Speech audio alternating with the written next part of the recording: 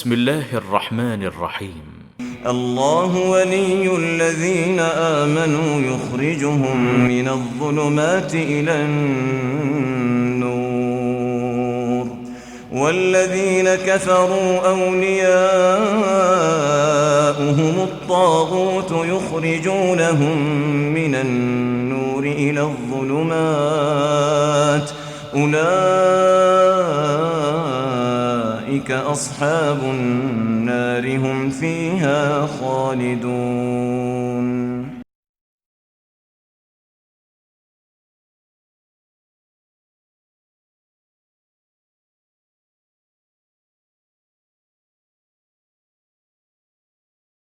بسم اللہ الرحمن الرحیم الحمد للہ رب العالمین والصلاة والسلام علی اشرف الانبیاء والمرسلین نبینا محمد وعلی آلہ وصحبہ اجمعین. ناظرین کرام السلام علیکم ورحمۃ اللہ وبرکاتہ. کاروان توحید کی یہ پہلی نشست ہے جو کہ ہم آج مکۃ المکرمہ میں ریکارڈ کر رہے ہیں. یوں تو اس سلسلے کا آغاز کئی مہینوں سے ہو چکا ہے، لیکن یہ اللہ رب العالمین کی بڑی کرم نوازی ہے کہ اس نے ہمیں ایک بر صغیر کے ایسے عالم دین سے ملنے کی ملاقات کا آج یہاں ہم نے شرف حاصل کیا ہے، جس کے خانوادے کا نام اگر آپ سنیں گے تو آپ سن کر اپنے دانتوں میں انگلی ضرور دبا لیں گے، کیونکہ وہ خانوادہ، وہ خاندان جس نے ہمیشہ تقلیدی مذاہب کی خدمت کی ہو، اللہ کے فضل و کرم سے اس خاندان کو آج قرآن و سنت نے توڑ کر رکھ دیا ہے. اللہ کے فضل و کرم سے اس خانوادے جس کو انور شاہ کشمیری نے اپنی پوری طاقت سے تقلیدی جمود کے ارد گرد گھیرا ہوا تھا، آج اللہ کے فضل و کرم سے وہ خانوادہ، اس خاندان کے افراد قرآن و سنت کی دعوت و تبلیغ جب ان تک پہنچی تو اللہ کے فضل و کرم سے اب وہ تقلیدی جمود ان کو قرآن و سنت سے دور نہیں رکھ سکا. ہمارے درمیان ایک ایسی مشہور شخصیت موجود ہے جن کا تعارف ہم انہی کی زبانی آپ کو سنوائیں گے، لیکن اس سے پہلے کہ وہ اپنا تعارف بیان کریں، میں اس نشست کے بارے میں یہ عرض کرنا چاہوں گا کہ مکۃ المکرمہ کے اندر یہ ہماری پہلی نشست ہے، اور اللہ کا فضل و کرم ہے کہ کاروان توحید کی یہ ریکارڈنگ جن شخصیات سے ہم نے اب تک آپ تک ملایا ہے، یہ یا آج جو ملاقات ہو رہی ہے، دنیا سلفیت کی یہیں پر یہ فل سٹاپ نہیں ہے. ابھی بہت سارے لوگ، بہت سارے افراد، بہت سارے علماء ایسے ہیں جن کا تعارف آپ تک کرانا ابھی باقی ہے. لیجئے آج جو ہمارے درمیان شخصیت مکۃ المکرمہ میں موجود ہے، ہم ان سے مخاطب ہوتے ہیں. السلام علیکم ورحمۃ اللہ وبرکاتہ. شیخ، معذرت کے ساتھ ہم چاہیں گے کہ آپ ہمارے ناظرین کو اپنا تعارف بیان فرمائیں. یہ میرا نام سید عتیق الرحمن شاہ کشمیری ہے، اور تعلق میرا آزاد کشمیر وادی نیلم سے ہے، اور میں انور شاہ کشمیری جو دیوبند علماء کے یہ بڑے باعث فخر اور بہت بڑی علمی شخصیت ہے، ان کے خاندان سے تعلق رکھتا ہوں، اور تعلیمی سلسلہ دیوبند ہی مدارس سے میں نے الحمدللہ مکمل کیا، اور اس کے بعد جو ہے اب اسلام آباد واہ کینٹ میں آج کل رہائش پذیر ہوں. تو یہ میں مختصر سا تعارف ہے. جزاک اللہ خیر. آپ نے فرمایا کہ آپ انور شاہ کشمیری جو دیوبندیت سے جن کا بہت ہی گہرا تعلق سمجھا جاتا ہے، بلکہ اکابر علماء میں ان کا شمار ہوتا ہے، آپ ان کے خانوادے سے اہل حدیث ہوئے ہیں. آپ ہمیں یہ بیان فرمائیں کہ آپ کے بارے میں یہ سنا گیا ہے کہ یہ صرف محض آپ کا اس خانوادے سے کوئی تعلق نہیں ہے، صرف آپ ان کے نام کو استعمال کر رہے ہیں، اس کی کیا حقیقت ہے؟ پہلی بات تو میں یہ کہنا چاہوں گا عاقل صاحب اس بات کے پر شروع کرنے سے پہلے کہ میں مشکور ہوں آپ احباب کا اور آپ کی ان کوششوں اور کاوشوں کا کہ جو آپ اس سلسلے میں کر رہے ہیں کاروان توحید آپ نے چلایا ہے، اور الحمدللہ اس سے آپ کو کئی چہرے جو ہیں ایسے متعارف ہوں گے جو کہ پس پردہ ہیں اور بہت بڑی بڑی علمی شخصیات ہیں جو کہ دیگر مسالک کو چھوڑ کر مسلک اہل حدیث کو انہوں نے قبول کیا ہے. تو الحمدللہ ابھی وہ چہرے لوگوں کے سامنے آئیں گے اور لوگ اس سے بھرپور فائدہ اٹھائیں گے. تو انہی میں ایک میری تو کوئی ایسی وہ بات نہیں ہے، لیکن اصل جو سلسلہ یہ ہے کہ علامہ انور شاہ کشمیری اور ان کے والد محترم سید معظم شاہ صاحب اور میرے دادا سید موسیٰ شاہ صاحب یہ سکے بھائی ہیں آپس میں. موسیٰ شاہ صاحب یہ آزاد کشمیر میں تشریف لے آئے اور سید معظم شاہ صاحب یہ وہیں پر وہاں پر مقبوضہ کشمیر میں رہے، اور اس کے بعد جو ہے یہ خاندان تقسیم ہند کے بعد، یہ تقسیم پاکستان کے بعد، پارٹیشن کے بعد وہ کچھ خاندان جو ہے وہ ادھر رہ گیا اور کچھ خاندان ادھر آ گیا. تو ہمارے خاندان کے اوپر جو ہے وہ دیوبندیت کی چھاپ نہیں بلکہ دیوبندیت کا ایک انتہائی غلبہ تھا، اور ہم فقہ حنفی یا دیوبندیت جو ہے اس کا منبع اور محور جو ہے وہ ہمارے خاندان کو سمجھا جاتا تھا بر صغیر کے اندر. علامہ انور شاہ کشمیری کی دنیائے دیوبندیت میں چھوڑ کر پوری دنیا کے اوپر ایک بہت بڑا نام ہے، علمی طور پر پہچانا جاتا ہے ان کو، اور خاص کر جو ہے بر صغیر کے اندر تو علامہ انور شاہ کشمیری کو بہت دنیا جو ہے علمی مقام اور مرتبہ دیتی ہے، اور یہ بات بھی حقیقت ہے کہ ان کا تھا بھی مقام اور مرتبہ اس لحاظ سے.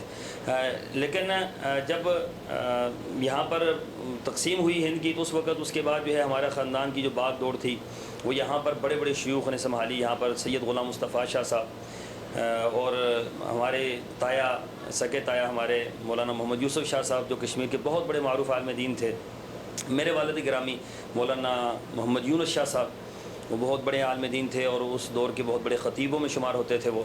تو اس طرح ہمارے پوری فیملی کے اوپر جو ہے وہ ایک اس کا دیوبندیت کا اور حنفیت کا غلبہ تھا، اور خاص کر علامہ انور شاہ کشمیری کا بڑا اثر رسوخ تھا، کیونکہ فیملی کے تقریباً اس وقت کے تمام علماء جو ہیں ڈائریکٹ علامہ صاحب کے شاگرد بھی تھے، اور ساتھ ساتھ جو ہے ان کے ساتھ خاندانی جو تعلق تھا اس کی بنیاد پر بھی یہ سارے معاملات تھے. تو اکثر یہ تو الحمدللہ ہمارا خاندانی پس منظر ہے اور اس کو ہم ہر جگہ پر بیان کرتے ہیں، اور یہ خاندانی پس منظر ایسا نہیں ہے کہ جس کو جو ہے ہم کسی خفیہ میٹنگ میں کر رہے ہیں یا کوئی ایسا معاملہ ہے. اللہ کے فضل و کرم سے پورے پاکستان میں پوری دنیا میں ہماری یہ بات جا رہی ہے اور اللہ کا فضل ہے. اب جو لوگ اگر نہیں مانتے تو یہ تو ان کا مسئلہ ہے، مانے نہ مانے تو یہ تو کوئی منوا نہیں سکتا، لیکن اللہ کا فضل و کرم ہے کہ میرا تعلق علامہ انور شاہ کشمیری سے ہے. ہم قریب ترین ان کے رشتہ داروں میں ہیں، عزیزوں میں ہیں. پاکستان میں ہم سے قریبی کوئی ان کا رشتہ دار نہیں ہے. تو علامہ صاحب کی جو ہمارے خاندان کے اوپر رسوخ ہے اس کی یہ کیفیت تھی کہ ہمیں بچپن ہی سے جو ہے ہمارے خاندان کی قوت اور طاقت کو دکھانے کے لیے یا مسلک کی اہمیت کو بتلانے کے لیے کہا جاتا تھا کہ ہم علامہ انور شاہ کشمیری کی اولاد ہیں. یعنی کہ وہ شخصیت، اور پھر اس مسلک کے اوپر ہم لوگ جو ہے اپنے آپ کو کرتے تھے کہ مسلک دیوبند جو ہے وہ سارے مسالک میں سب سے عظیم ہے، کیونکہ ہم نے تو یہ بھی سن رکھا تھا کہ علماء دیوبند علامہ انور شاہ کشمیری کو جو ہے وہ دلیل سمجھتے تھے مسلک احناف کے حق ہونے کی، کہ مسلک احناف حق ہے. کیوں حق ہے؟ کہ علامہ انور شاہ کشمیری جیسا مجدد اور محدث جو ہے اس کے اندر پیدا ہوا ہے. تو اس خاندان سے جب ہم لوگ وابستہ ہیں یا میرا اس خاندان کے ساتھ تعلق ہے، اور الحمدللہ بڑا گہرا تعلق ہے، اور ہماری قریب ترین کی رشتہ داری ہے علامہ انور شاہ کشمیری سے. تو اس میں جب میں اہل حدیث ہوا تو اس وقت بعض لوگوں نے اور تو کچھ نہیں بن پڑا، تو انہوں نے یہی کہہ دیا کہ اس کو ہم مانتے ہی نہیں کہ علامہ انور شاہ کشمیری کے گھرانے سے ہے. تو الحمدللہ میں علامہ انور شاہ کشمیری کے گھرانے سے ہوں، اور یہ بات جو ہے صرف ایک خفیہ نہیں بلکہ یہ بات جو ہے وہ ابھی تو بہت ہی اوپن ہو چکی ہے. الحمدللہ پوری دنیا کے اوپر ہماری سیڈیز جا رہی ہیں اور پوری دنیا کے اوپر لوگ دیکھ رہے ہیں، اور ہماری پوری فیملی کو اس حوالے سے علم ہے اور پوری فیملی کے احباب بھی اس سے آگاہ ہیں. تو الحمدللہ ایسا کوئی مسئلہ نہیں ہے، یہ الزام ہے، اس الزام کا ہمارے پاس کوئی جواب نہیں.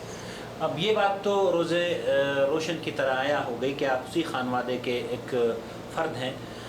اس سے پہلے کہ میں آپ سے یہ پوچھوں کہ آپ کو کس چیز نے متاثر کیا، میں یہ جاننا چاہتا ہوں کہ جب آپ اہل حدیث ہو رہے تھے تو اہل حدیث ہونے سے پہلے کیا یہ خاندان قرآن و سنت کو اخذ کرنے میں یا تسلیم کرنے میں آپ کو روک رہا تھا؟ بات یہ ہے جی کہ ایک عام فکر پائی جاتی ہے جو ہمارے ہاں مدارس ہیں یا ہمارے ہاں جو فکرے ہیں، دیوبندی ہیں، بریلوی ہیں یا کوئی بھی، وہ اس حوالے سے ایک بڑی اہم بات یہ پائی جاتی ہے کہ کل حزب بما لدیہم فرحون. جو گروہ، جو طبقہ، جو مسلک جس کے اوپر ہے اس کے اوپر گامزن ہے، اور اس نے اس کو اپنا سب کچھ سمجھ رکھا ہے، اور اس کے اوپر ہی ساری محنتیں ہو رہی ہیں، اور بچپن ہی سے بچوں کو جو ہے اس پر راغب کیا جاتا ہے، اور اسی پر اس کو باندھا جاتا ہے، اور اسی پر اس کو جو ہے وہ کاربن کیا جاتا ہے۔ ہمیں بچپن سے یہ سبق دیا گیا تھا۔ میرے بڑے بھائی ہیں مولانا فضل الرحمن عثمانی، تو وہ ہمیشہ مجھے کہا کرتے تھے کہ ہم امام ابو حنیفہ رحمہ اللہ کے مقلد ہیں۔ تو میں چھوٹا سا تھا تو میں یہ پوچھتا تھا کہ امام حنیفہ کون ہیں؟ بچپن میں یہ بات ذہن میں آتی تھی کہ امام حنیفہ کون ہیں، یہ کون ہے؟ تو وہ کہتے تھے یہ سب سے بڑے امام اعظم۔ تو یعنی کہ وہ ہر بات کو جو ہے وہ امام حنیفہ پر لا کر بند کر دیتے تھے، یا ہر بات کو جو ہے وہ علامہ نور شاہ کشمیری پہ بند کر دیتے تھے، یا ہر بات کو جو ہے وہ فقہ کی ان معاملات میں وہ جو ان کا اپنا بنایا ہوا دھارا ہے اس سے وہ باہر کسی صورت میں نہیں جانے دیتے تھے، نہ کسی کو جانے دیتے ہیں اور نہ خود وہاں سے وہ باہر جاتے ہیں۔ تو یہ بنیاد ہے کہ وہ اپنی اس بنیاد پر لوگوں کو قائم رکھتے ہیں۔ اس میں سب سے بڑا جو ان کی بات کہی جاتی ہے کہ اتنے بڑے بڑے اکابر ہیں، اتنے بڑے بڑے علماء ہیں، تو اتنے بڑے بڑے علماء جو ہیں کیا وہ غلط ہیں؟ تو جب وہ عام بندہ جو ہے اتنے بڑے بڑے علماء کے معاملات دیکھتا ہے کہ واقعتاً اتنے بڑے بڑے علماء، جس میں علامہ شاہ کشمیری کا نام آتا ہے، مولانا شریف علی تھانوی کا نام آتا ہے، مولانا محمود الحسن دیوبندی کا نام آتا ہے، مولانا قاسم نانوتوی کا نام آتا ہے، ان کے بارے میں دنیا نے تو بہت کچھ سن رکھا ہے کہ وہ علم کے پیکر تھے، اور وہ یہ تھے اور وہ تھے فلاں تھے، یہ ساری باتیں۔ تو اب جب وہ دلیل نہیں دیتے کہ ہماری یہ دلیل ہے، کہ وہ دلیل صرف افراد کی دیتے ہیں کہ اتنے بڑے بڑے علماء جو ہیں وہ غلط ہو سکتے ہیں، تو لہٰذا اتنے بڑے بڑے علماء غلط نہیں ہو سکتے، تو ہمارا مسلک جو ہے وہ غلط نہیں ہو سکتا۔ یہ بنیاد ہے ان کی سوچ کی اور فکر کی، اور اسی پر سب کو باندھا جاتا ہے، اس سے باہر کسی کو نکلنے نہیں دیا جاتا۔ تو ہم بھی اسی بھی بندھے ہوئے تھے۔ تو گویا کہ کسی حد تک کہ جو خاندانی نسبت تھی وہ قرآن و سنت کو اخذ کرنے میں آڑ تو ضرور بنی ہوئی تھی۔ وہ ظاہر بات ہے، اپنا ہم تو یہی سوچتے تھے کہ جو علامہ صاحب فرما گئے ہیں یا علامہ صاحب کی جو فکر ہے وہی کتاب و سنت ہے۔ جو علامہ صاحب سے بڑھ کر نہ ہمارا علم ہے، نہ ہماری سوچ ہے، نہ ہماری فکر ہے، نہ ہم سوچ سکتے ہیں ان کی طرح، ٹھیک ہے؟ کیونکہ علامہ صاحب خود اپنے بارے میں انہوں نے لکھا ہے کہ میرے پاس تفسیر، مجھے لوگوں نے لکھنے کا کہا کہ آپ تفسیر قرآن پاک کی لکھیں، تو انہوں نے فرمایا کہ تفسیر لکھنے کے لیے 82 علوم کی ضرورت ہوتی ہے، تو 81 علم میرے پاس ہے، ایک علم صرف نہیں ہے میرے پاس جس کی وجہ سے میں تفسیر نہیں لکھ سکتا۔ تو بقول ان کے 81 علوم ان کے پاس جو ہے وہ موجود تھے، جبکہ وہ 81 علوم کی اگر لسٹ لی جائے تو ان میں میرے خیال میں تو وہ گننے بھی بہت مشکل ہو جائیں گے۔ تو یہ اتنی یعنی کہ ان کی ایک اپنی بھی وہ تھی، اور پھر وہ یہ کہا جاتا تھا، اور یہ کہا جاتا ہے ابھی آپ کے علم میں ہوگا کہ علامہ نور شاہ کشمیری وقت کے ابن تیمیہ ہیں، ٹھیک ہے؟ اور طاولہ شاہ بخاری فرمایا کرتے تھے کہ ابن تیمیہ کو دیکھنے کے بعد ہماری پگڑیاں گر جاتی ہیں، اور اسی طریقے سے علامہ نور شاہ کشمیری کو دیکھنے کے بعد بھی ہماری پگڑیاں سروں پہ قائم نہیں رہتی، یہ ان کا علم جو ہے اتنا بڑا ہے کہ وہ ہماری پگڑیاں سروں پر قائم نہیں رہتی ان کے علم کو دیکھتے دیکھتے۔ تو اتنا ان کا وہ تھا سلسلہ، تو ظاہر بات ہے کہ پھر اسی دھارے میں ہمیں انہوں نے باندھ کے رکھا تھا، یعنی کہ علامہ صاحب کی بات جو ہے وہ سب سے بڑی دلیل ہے، علامہ نور شاہ کشمیری کی بات ہی سب سے بہتر ہے، یا ان کا مسلک سب سے بہتر ہے، یا احناف کے حق ہونے کی سب سے بڑی علامت یہ ہے کہ علامہ نور شاہ کشمیری اس مسلک کو قبول کر کے بیٹھے ہیں، اور خود پوری زندگی علامہ نور شاہ کشمیری رحمہ اللہ نے پوری زندگی جو ہے وہ اسی اس کو سلجھانے میں لگا رکھی ہوں۔ فقہ کے جتنے معاملات تھے اور جو اس پر اعتراضات تھے، جو فقہ کے اوپر جو کتاب و سنت کے خلاف جو فقہ کی جو باتیں ہیں، اس کو پوری زندگی جو ہے نا علامہ صاحب کسی طریقے سے کتاب و سنت کے مطابق ڈھالنے کے لیے کوشاں رہے ہیں۔ تو یہ ظاہر بات ہے کہ یہ بہت بڑا مسئلہ تھا، اور ہم جیسے لوگ جو ہیں وہ تو پھر سوچ بھی ہماری بند کر دی جاتی تھی کہ آپ یہاں سے آگے سوچیں بھی نہ، سوچنا بھی آپ کی گمراہی۔ اب آپ یہ فرمائیے کہ وہ لوگ جو یہ کہتے ہیں کہ انور شاہ کشمیری ان کے سروں پر پگڑی رکھنے میں یا ثابت قدم کو رکھنے میں ایک ان کا اہم ترین کردار سمجھا جاتا ہے، جبکہ آپ کے رد عمل سے یا آپ کے قبول حق سے میں سمجھتا ہوں ان لوگوں کے پیروں تلے کی زمین آپ نے نکال دی ہوگی۔ اس کی وجہ کیا رہی؟ کیوں آپ اس مذہبی تعصب کو چھوڑ کر قرآن و سنت پر کیوں آپ کن وجوہات پر آپ آئے؟ عاقل صاحب، پہلی بات تو یہ ہے کہ انسان کو سوچنا چاہیے، خود ہر انسان کو سوچنا چاہیے کہ میں کس راہ پہ ہوں اور میں حق پہ ہوں یا نہیں ہوں۔ اللہ تعالیٰ نے انسان کی عقل کو آزاد رکھا ہے، اور مسلمان کی عقل جو ہے وہ کتاب و سنت کے تابع ہے، آزاد نہیں ہے، قرآن و سنت کے تابع ہے۔ قرآن و سنت کے علاوہ کسی اور چیز کے تابع ہماری عقل نہیں ہے، نہ ہمارے اعمال، نہ ہمارے گفتار، نہ ہماری زبان، ہماری آنکھیں، ہر چیز کتاب و سنت کی پابند ہے کہ وہ کتاب و سنت کے مطابق جو ہے اس کے کتاب و سنت کے احکامات کے مطابق اپنے تمام معاملات کو ڈھالیں۔ تو یہ کتاب و سنت کے مطابق جب ہم چلتے ہیں تو پھر تو کوئی مسئلہ نہیں پیدا ہوتا، لیکن یہ لوگ سوچ ہی وہ بند کر دیتے ہیں کہ آپ نے سوچنا بھی نہیں ہے اس طرف کہ کیا ہے کیا نہیں ہے. بس آپ مقلد کون ہے؟ مقلد وہ ہے جو بغیر سوچے سمجھے اپنی امام کی بات کو دلیل کے طور پر، بغیر دلیل کے طور پر اپنے امام کی بات کو مان لے، وہ اسے مقلد کہتے ہیں. تقلید کیا ہے؟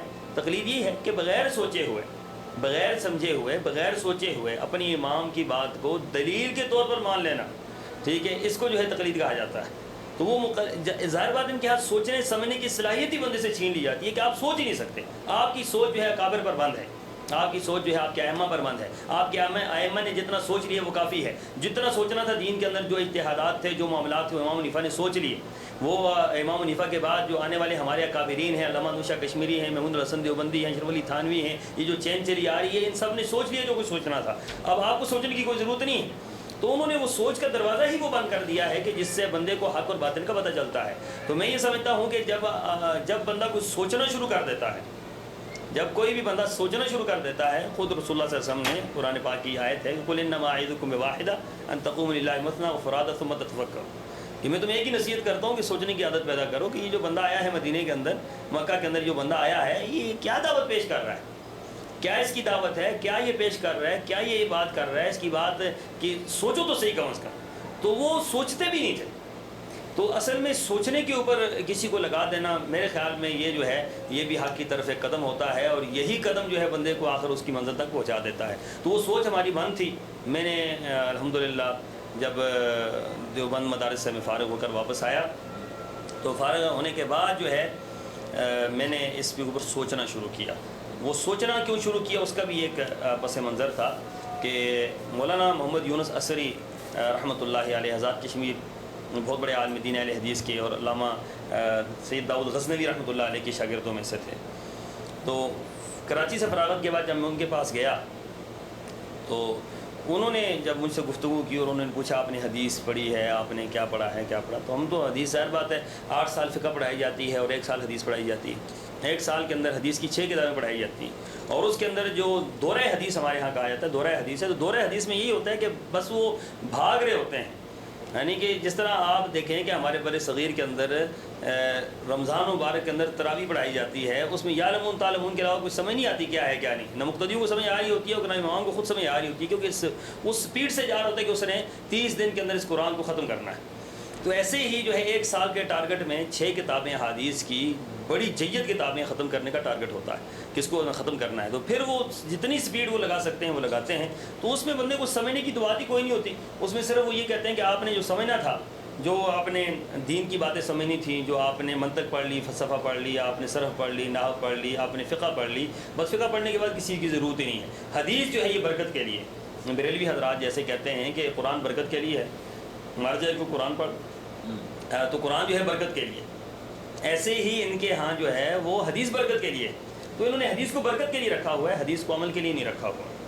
تو یہ وہ بنیاد تھی. عصری صاحب رحمہ اللہ نے جب مجھے یہ بات کہی کہ آپ اس طرح کریں کہ آپ نے حدیث کیا پڑھی اور کہاں پڑھی، اور 1 سال کے اندر حدیث بندہ 6 کتابیں کیسے پڑھ سکتا ہے، جبکہ ہمارے ہاں تو 6 سال میں 7 سال میں پڑھائی جاتی ہیں. پہلے سال سے حدیث کی کتابوں کو شروع کیا جاتا ہے، نخبۃ الحدیث کو، بلوغ المرام کو اہل حدیث مدارس میں، اور پھر اسی طریقے سے آگے بخاری تک پڑھایا جاتا ہے. آخری 2 سالوں میں صحیح بخاری کو پڑھایا جاتا ہے. اور ان کے یہاں ایک ہی سال میں 6 کتابوں کو جو ہے وہ پڑھایا جاتا ہے.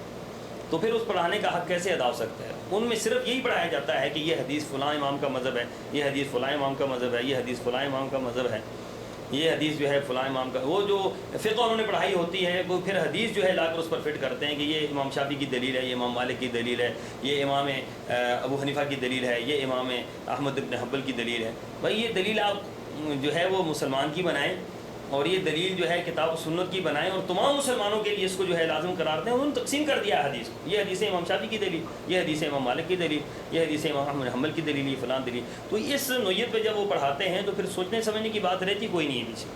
تو عصری صاحب نے یہ فرمایا کہ آپ سوچیں اور آپ اس حوالے سے کچھ حدیث کو پڑھیں.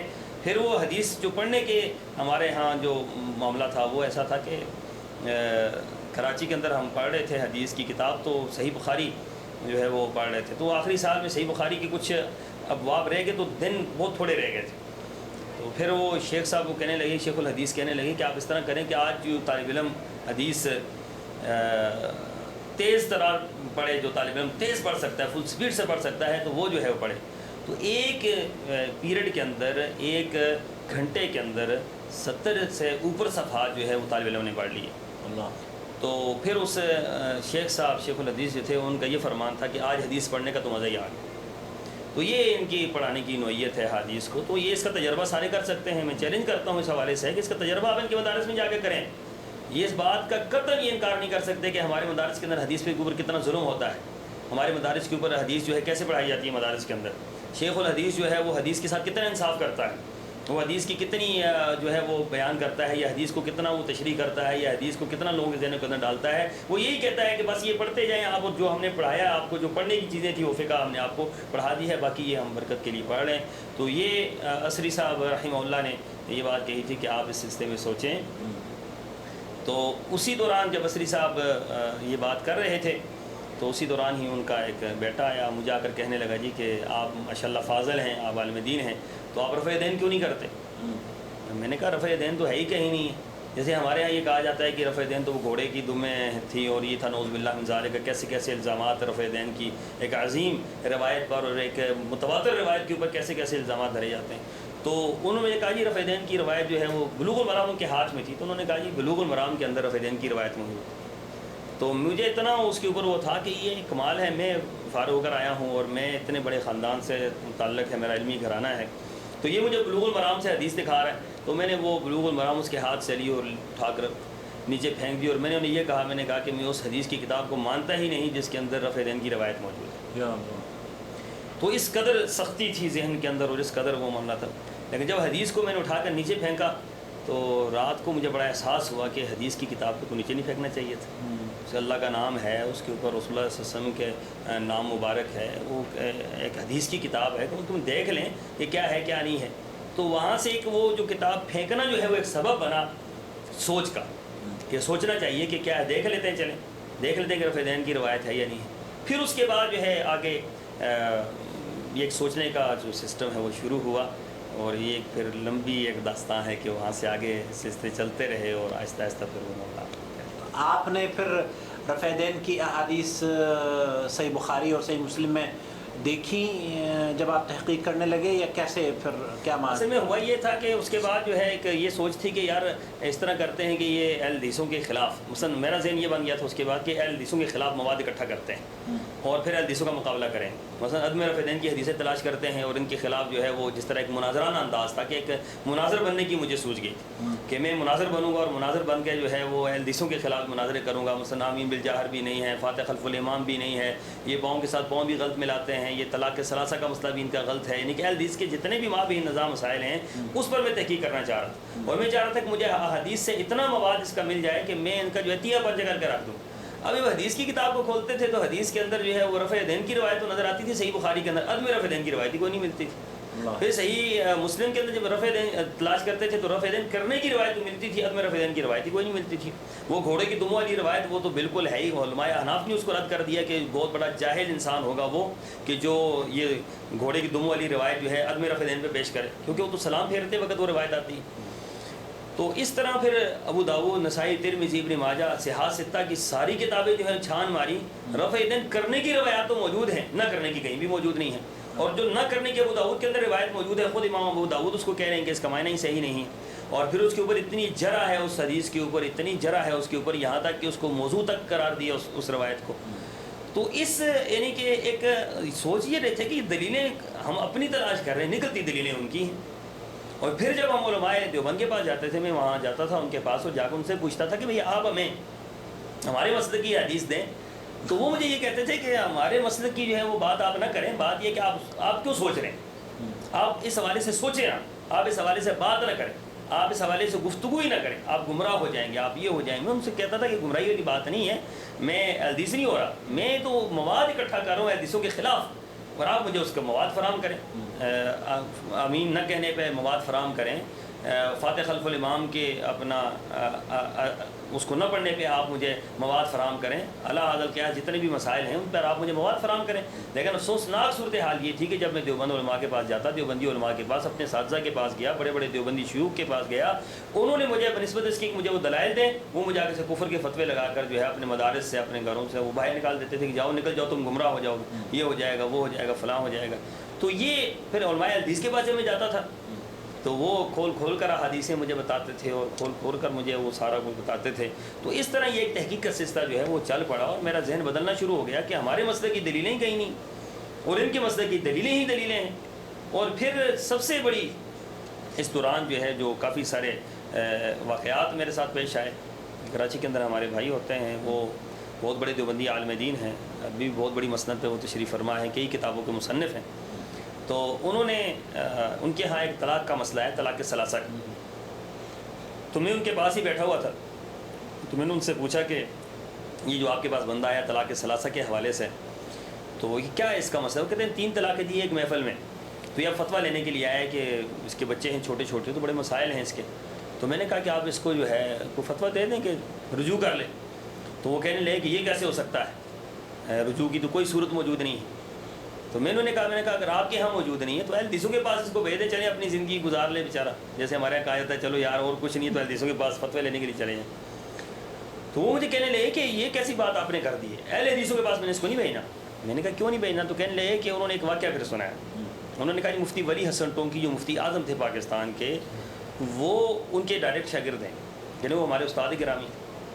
تو مفتی ولی حسن ٹونکی جو ہیں انہوں نے ایک مرتبہ دوران درس یہ بات کہی تھی کہ میرا کوئی شاگرد بریلوی ہو جائے مجھے دکھ نہیں ہوتا، مرزائی ہو جائے مجھے دکھ نہیں ہوتا، شیعہ ہو جائے مجھے دکھ نہیں ہوتا، اہل حدیث ہو جائے مجھے بڑا دکھ ہوتا ہے. تو میں نے کہا جی وہ کیسے؟ اہل حدیث کون سا ایسا جرم کرتے ہیں کہ جس کا اتنا ان کو افسوس ہوتا ہے؟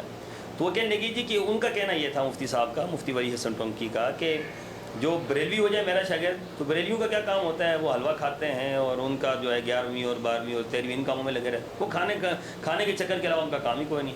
تو جو شیعہ ہو جائے گا میرا شاگرد، تو شیعہ جو ہیں وہ پیٹنے پٹانے کے علاوہ ان کو کام ہی کوئی نہیں ہے، آج پیٹنا ہے، کل پیٹنا ہے، پورا سال پیٹنا ہے، پوری زندگی پیٹنا ہے، تو اس کے علاوہ کوئی کام ہی کوئی نہیں. مرزائی ہو جائے تو مرزا قادیانی کے پیچھے لگ جائے گا، تو ان کو ان کے فرصت نہیں ملتی. تو جو اہل حدیث ہوگا وہ ہم دیوبندیوں کے پیچھے لگ جاتا ہے. تو لہٰذا اہل حدیث ہونا سب سے زیادہ خطرناک ہے ہمارے لیے اہل حدیث سب سے زیادہ خطرناک ہے. تو اس وجہ سے جو ہے نا مجھے بڑا دکھ ہوگا کہ میرا کوئی شاگرد جو ہے وہ اہل حدیث ہو جائے. تو میں نے وہ کہنے لگے کہ میں نے اہل حدیثوں کے پاس ان کو نہیں بھیجنا، میں ان کو بریلویوں کے پاس بھیج سکتا ہوں حلالے کے لیے، لیکن میں نے اہل حدیثوں کے پاس نہیں بھیجنا. تو میں نے ان سے تھوڑی سی بات کی، میں نے کہا کہ آپ اتنی اس کو نہ لیں کہ رسول اللہ صلی اللہ علیہ وسلم نے لعنت بھیجی ہے حلالہ کرنے والے کروانے والے پر، تو آپ ان کو بریلویوں کے پاس بھیجنے کو تیار ہیں. تو ان کا فرمان یہ تھا کہ بھائی بات یہ ہے کہ لعنت تو ہو جائے گی لیکن بیوی بھی حلال ہو جائے گی.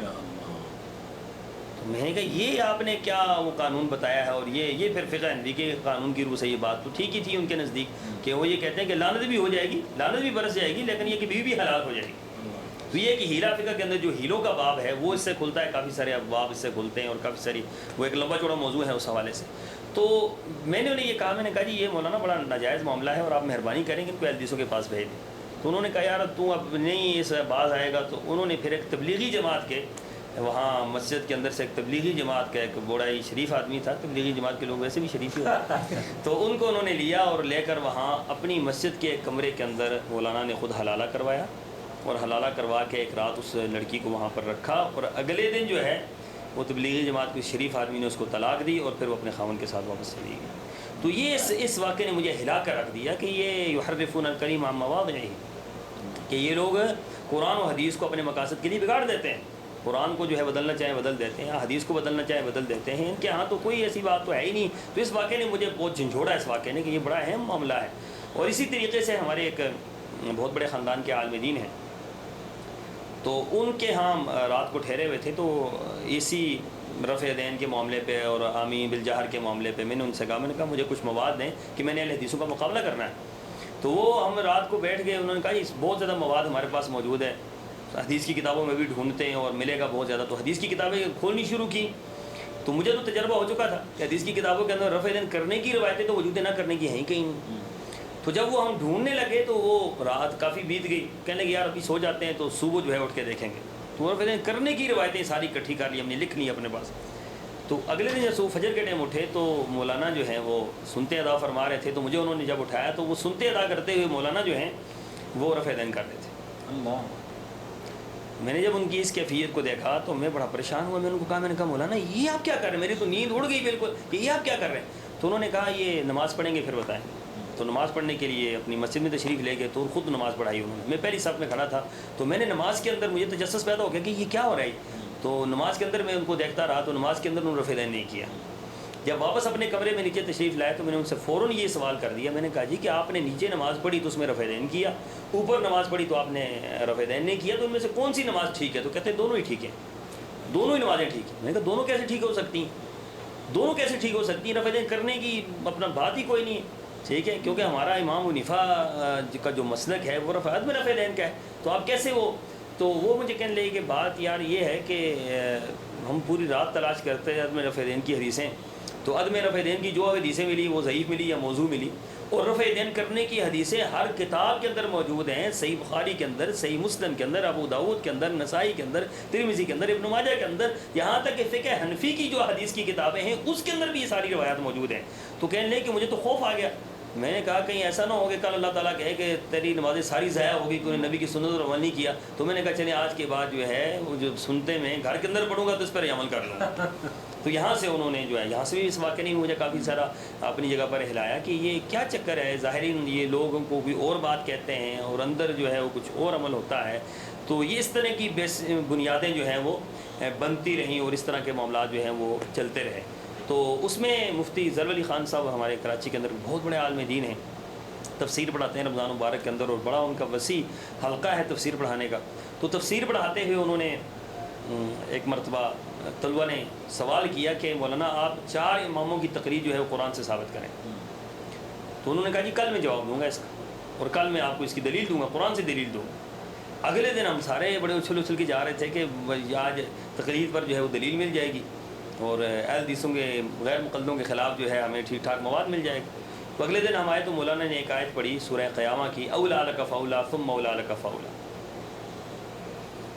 تو جب یہ آیت پڑھی تو کہنے لگے کہ کل ایک سوال آیا تھا، اس سوال کا میں جواب دے رہا ہوں کہ کہا تھا 4 اماموں کی تقلید جو ہے، تم لوگوں نے کہا تھا تقلید کو قرآن سے ثابت کر، تو میں نے 4 ائمہ کی تقلید کو میں قرآن سے ثابت کر رہا ہوں. پہلے اولا لک سے مراد حنفی، دوسرے سے شافعی، تیسرے سے مالکی، چوتھے سے حنبلی. یہ 4 اماموں کی تقلید میں نے قرآن سے ثابت کر دی.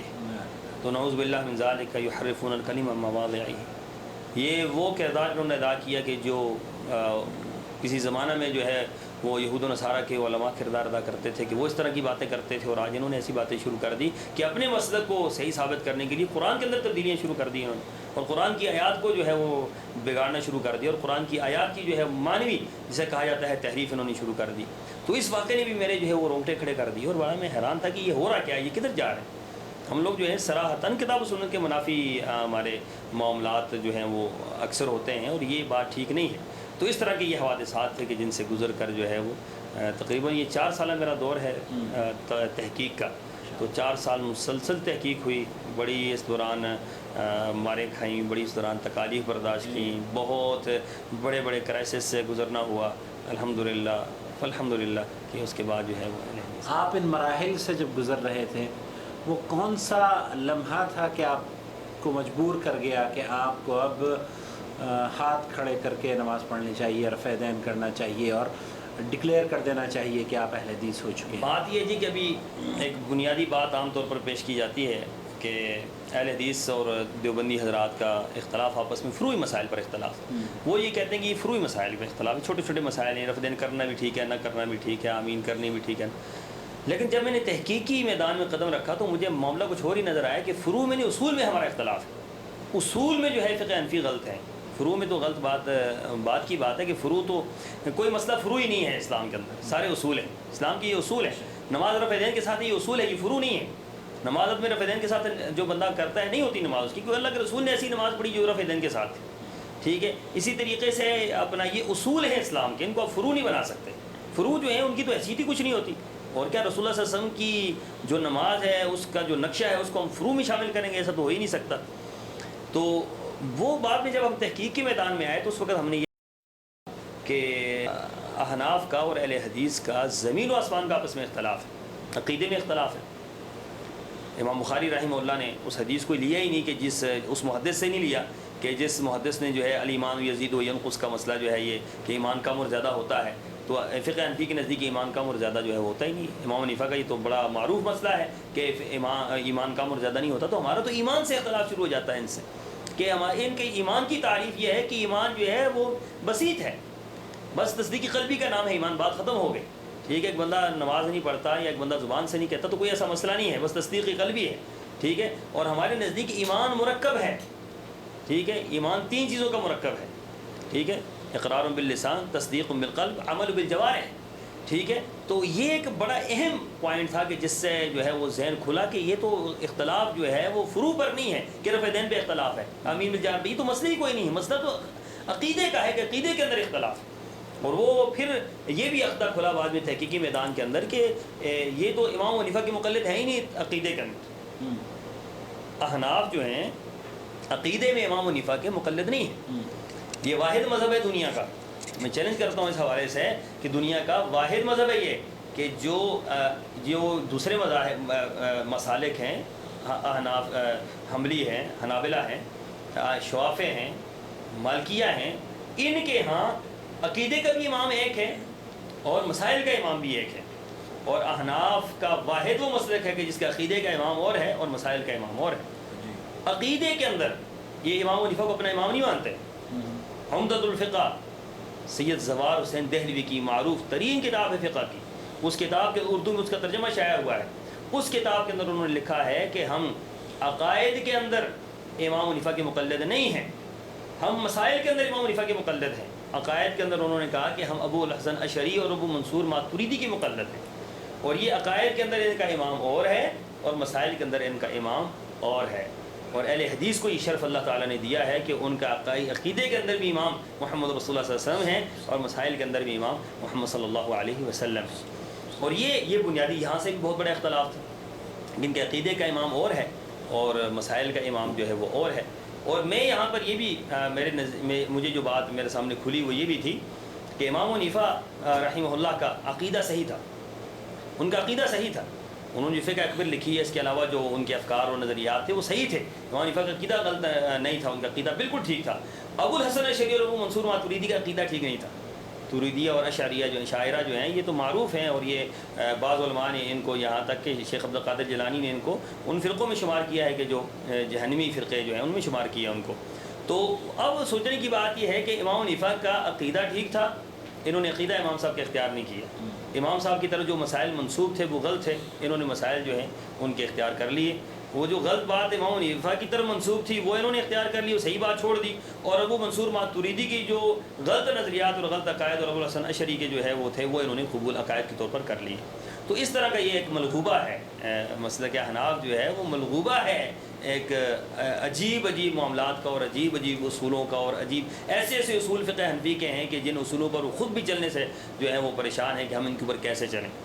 خود انہوں نے امام حنیفہ رحمۃ اللہ علیہ کی طرف منسوب کر دیا کہ 2.5 سال تک دودھ پلانا جو ہے وہ 2.5 سال تک دودھ پلانا چاہیے، جبکہ قرآن پاک میں اللہ تعالیٰ نے فرمایا کہ 2 سال تک دودھ پلائیں، 2.5 سال کی تو دلیل ہی کوئی نہیں۔ ٹھیک ہے، وہ والوالدات یرضعن اولادہن حولین کاملین لمن اراد ان یتم الرضاعہ، جو رضاعت کی مدت کو پورا کرنا چاہے وہ 2 سال تک دودھ پلائے۔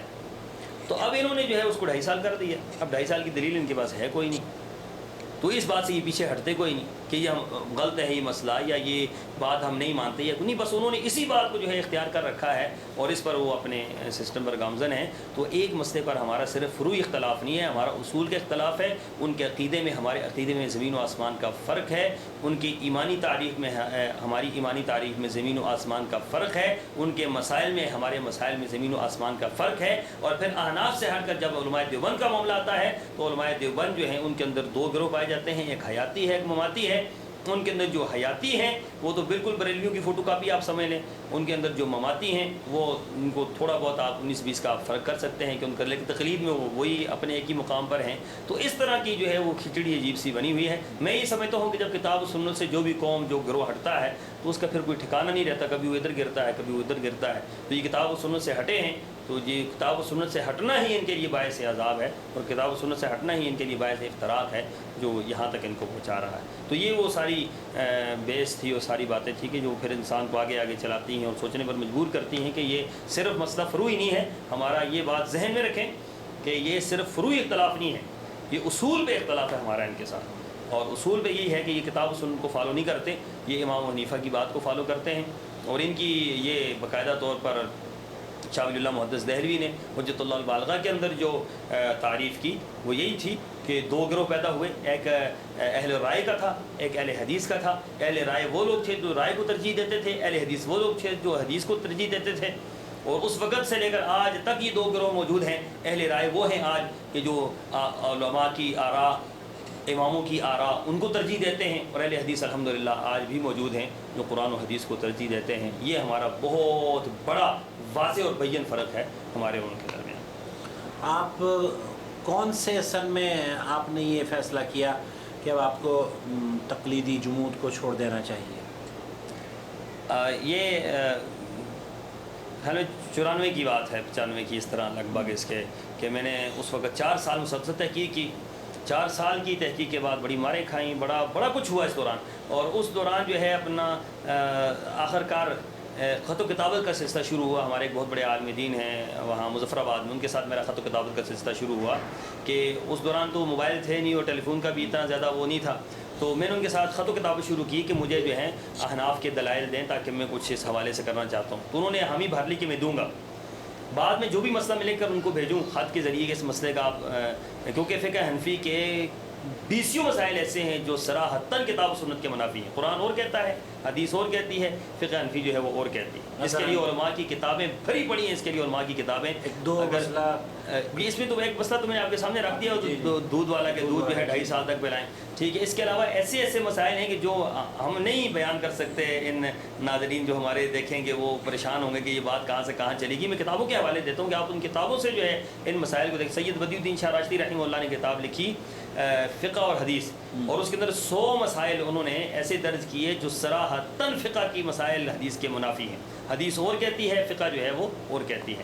ایسے ہی سیف محمدی، مولانا محمد جونا گڑھی رحمۃ اللہ علیہ نے کتاب لکھی، اور بڑی زبردست کتاب ہے وہ سیف محمدی۔ وہ کتاب جو ہے میں اپنے دوستوں سے عرض کروں گا کہ یہ کتاب جو ہے ہر بندہ پڑھے اس کتاب کو، کہ ان کو پتہ چلے کہ فقہ کے اندر کیسی کیسی باتیں ہیں جو صراحتاً کتاب و سنت کے منافی ہیں۔ لوگ یہ کہتے ہیں کہ فقہ قرآن و حدیث کا نچوڑ ہے، تو نچوڑ جو ہے قرآن و حدیث کا نچوڑ فقہ کیسے ہو سکتی ہے؟ نچوڑ جو ہے وہ تو سارے کا، اس کا مطلب یہ ہوتا ہے کہ قرآن و حدیث جو ہے وہ نچڑ کر جو ہے فقہ بن گیا ہے، اور قرآن و حدیث پیچھے پھونک رہ گیا۔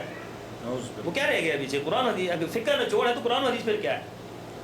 فقہ جو ہے قرآن حدیث کا نچوڑ نہیں ہے، وہ رائے ہے، لوگوں کی آراء جمع کی ہوئی ہیں اس کے اندر۔ امام حنیفہ نے یہ کہا، امام شافعی نے یہ کہا، امام مالک نے یہ کہا، یا امام ظفر نے یہ کہا، امام یوسف نے یہ کہا، یا امام محمد نے یہ کہا، وہ ان کی آراء ہیں۔ ٹھیک، کوئی مانے ٹھیک ہے کتاب و سنت کے مطابق ہے تو ٹھیک ہے، کوئی ایسی بات نہیں ہے، لیکن کتاب و سنت کے منافی ہے تو ان کی بات کی کوئی حیثیت نہیں۔ خود امام حنیفہ رحمہ اللہ نے فرما دیا اترکوا قولی بخبر رسول اللہ صلی اللہ علیہ وسلم، کہ میرے قول کو اللہ کے رسول صلی اللہ علیہ وسلم کی حدیث کے آ جانے کے بعد چھوڑ دو۔ صح الحدیث فہو مذہبی، صحیح حدیث میرا مذہب ہے، یہ امام حنیفہ رحمہ اللہ نے فرمایا۔ امام حنیفہ رحمہ اللہ بقول امام شعرانی کے یا بقول امام شوکانی کے وہ بری الذمہ ہیں تمام معاملات کے، کیونکہ انہوں نے یہ لفظ کہہ کر اپنے آپ کو بری کر دیا کہ صحیح حدیث میرا مذہب ہے۔ میں یہ سمجھتا ہوں کہ امام صاحب کا مذہب صحیح بخاری ہے، امام صاحب کا مذہب صحیح مسلم ہے، امام صاحب کا مذہب ابو داؤد، نسائی، ترمذی، ابن ماجہ کی وہ ہر صحیح روایت امام صاحب کا مذہب ہے۔ لیکن افسوسناک بات یہ ہے کہ امام صاحب کے نام لینے والے جو ہیں امام صاحب کے اس مسئلے کو ماننے پر قطعاً تیار نہیں ہیں، وہ انہی باتوں پر قائم ہیں کہ جو باتیں کتاب و سنت کے منافی ہیں، اور انہی باتوں کی وہ تشہیر کر رہے ہیں اور انہی باتوں کو وہ آگے پھیلا رہے ہیں۔ انہیں چاہیے، میں ان سے یہ گزارش کروں گا کہ خدا را آؤ مل کر اس بات کو مانتے ہیں جو محمد رسول اللہ صلی اللہ علیہ وسلم نے ہماری نجات کے لیے چھوڑا ہے۔ اتبعوا ما انزل الیکم من ربکم ولا تتبعوا من دونہ اولیاء، کہ اس کی پیروی کرو جو اللہ تعالیٰ نے آسمانوں سے نازل کیا ہے۔ اللہ تعالیٰ نے آسمانوں سے قرآن و حدیث نازل کیا ہے، فقہ جو ہے وہ آسمانوں سے نازل نہیں ہوئی، فقہ رائے ہے۔ میں یہاں ایک دلچسپ بات آپ کو بتاؤں گا کہ کراچی کے اندر ہم پڑھتے تھے، ہمارے ساتھ ایک شافی طالب علم پڑھتا تھا، وہ نائجیریا کا، تو بدایت المجتہد ہے کتاب ابن رشد کی، تو فقہ کی بڑی معروف کتاب، اس کے اندر اقوال نقل کیے ہیں، ہر مسئلے پر جو ہے ائمہ کے اقوال ہیں کہ فلاں مسئلے پر فلاں امام نے یہ کہا، فلاں امام نے یہ کہا، فلاں قال امام حنیفہ ہاکذا، قال امام ظفر ہاکذا، قال امام شافعی ہاکذا۔ تو ہمارے جو پڑھانے والے استاد تھے وہ پڑھا رہے تھے، تو ایک بار وہ شافی طالب علم بکھر گیا. اس نے کہا کہ قال امام ابو یوسف ہکذا، قال امام شافعی ہکذا، قال امام فلاں ہکذا، ما قال رسول اللہ صلی اللہ علیہ وسلم. اللہ کے رسول نے پوری زندگی کچھ نہیں کہا. ہمیں یہ بتاؤ کہ اللہ کے رسول نے کیا کہا ہے، ہمیں یہ بتاؤ کہ اللہ کے رسول نے کیا فرمایا ہے، ہمیں یہ بتاؤ کہ قرآن و حدیث میں کیا ہے.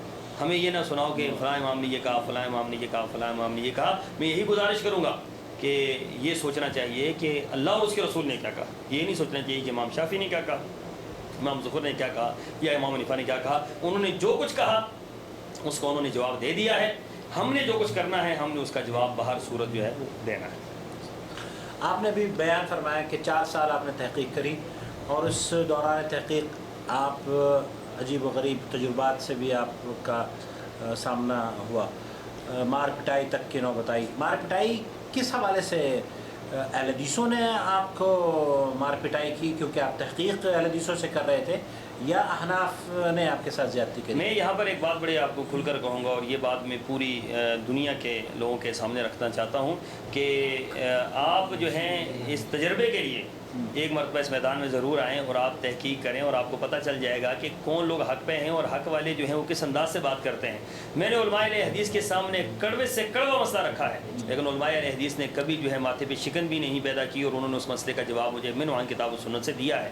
لیکن جب میں وہ مسئلہ لے کر احناف کے پاس گیا، حالانکہ میں حنفی تھا، ان کو پتہ ہے یہ حنفی ہے، ان کو پتہ ہے یہ کہ یہ انور شاہ کشمیری کے گھرانے کا ہے، ان کو پتہ ہے یہ ہمارے مدارس کا پڑھا ہوا ہے، ہمارے پاس یہ مسئلہ لے کر آیا ہے. لیکن وہ مجھے اتنے برے طریقے سے آگے سے پیش آتے تھے کہ وہ یہ کہتے تھے کہ تم گمراہ ہو جاؤ گے، تم غیر مقلد ہو جاؤ گے، تم ایک نہ ایک دن جو ہے بالکل پٹری سے اتر جاؤ گے. اور یہ میرے مسئلے کا ان کے پاس کوئی جواب نہیں ہوتا تھا، مسوائے تان و تشنیع کے اور مسوائے دھکم پیل کے، یا مسوائے انہوں نے کئی مرتبہ ایسا ہوا ہے کہ انہوں نے اٹھا کر مدارس سے جو ہے وہ باہر پھینکا ہے.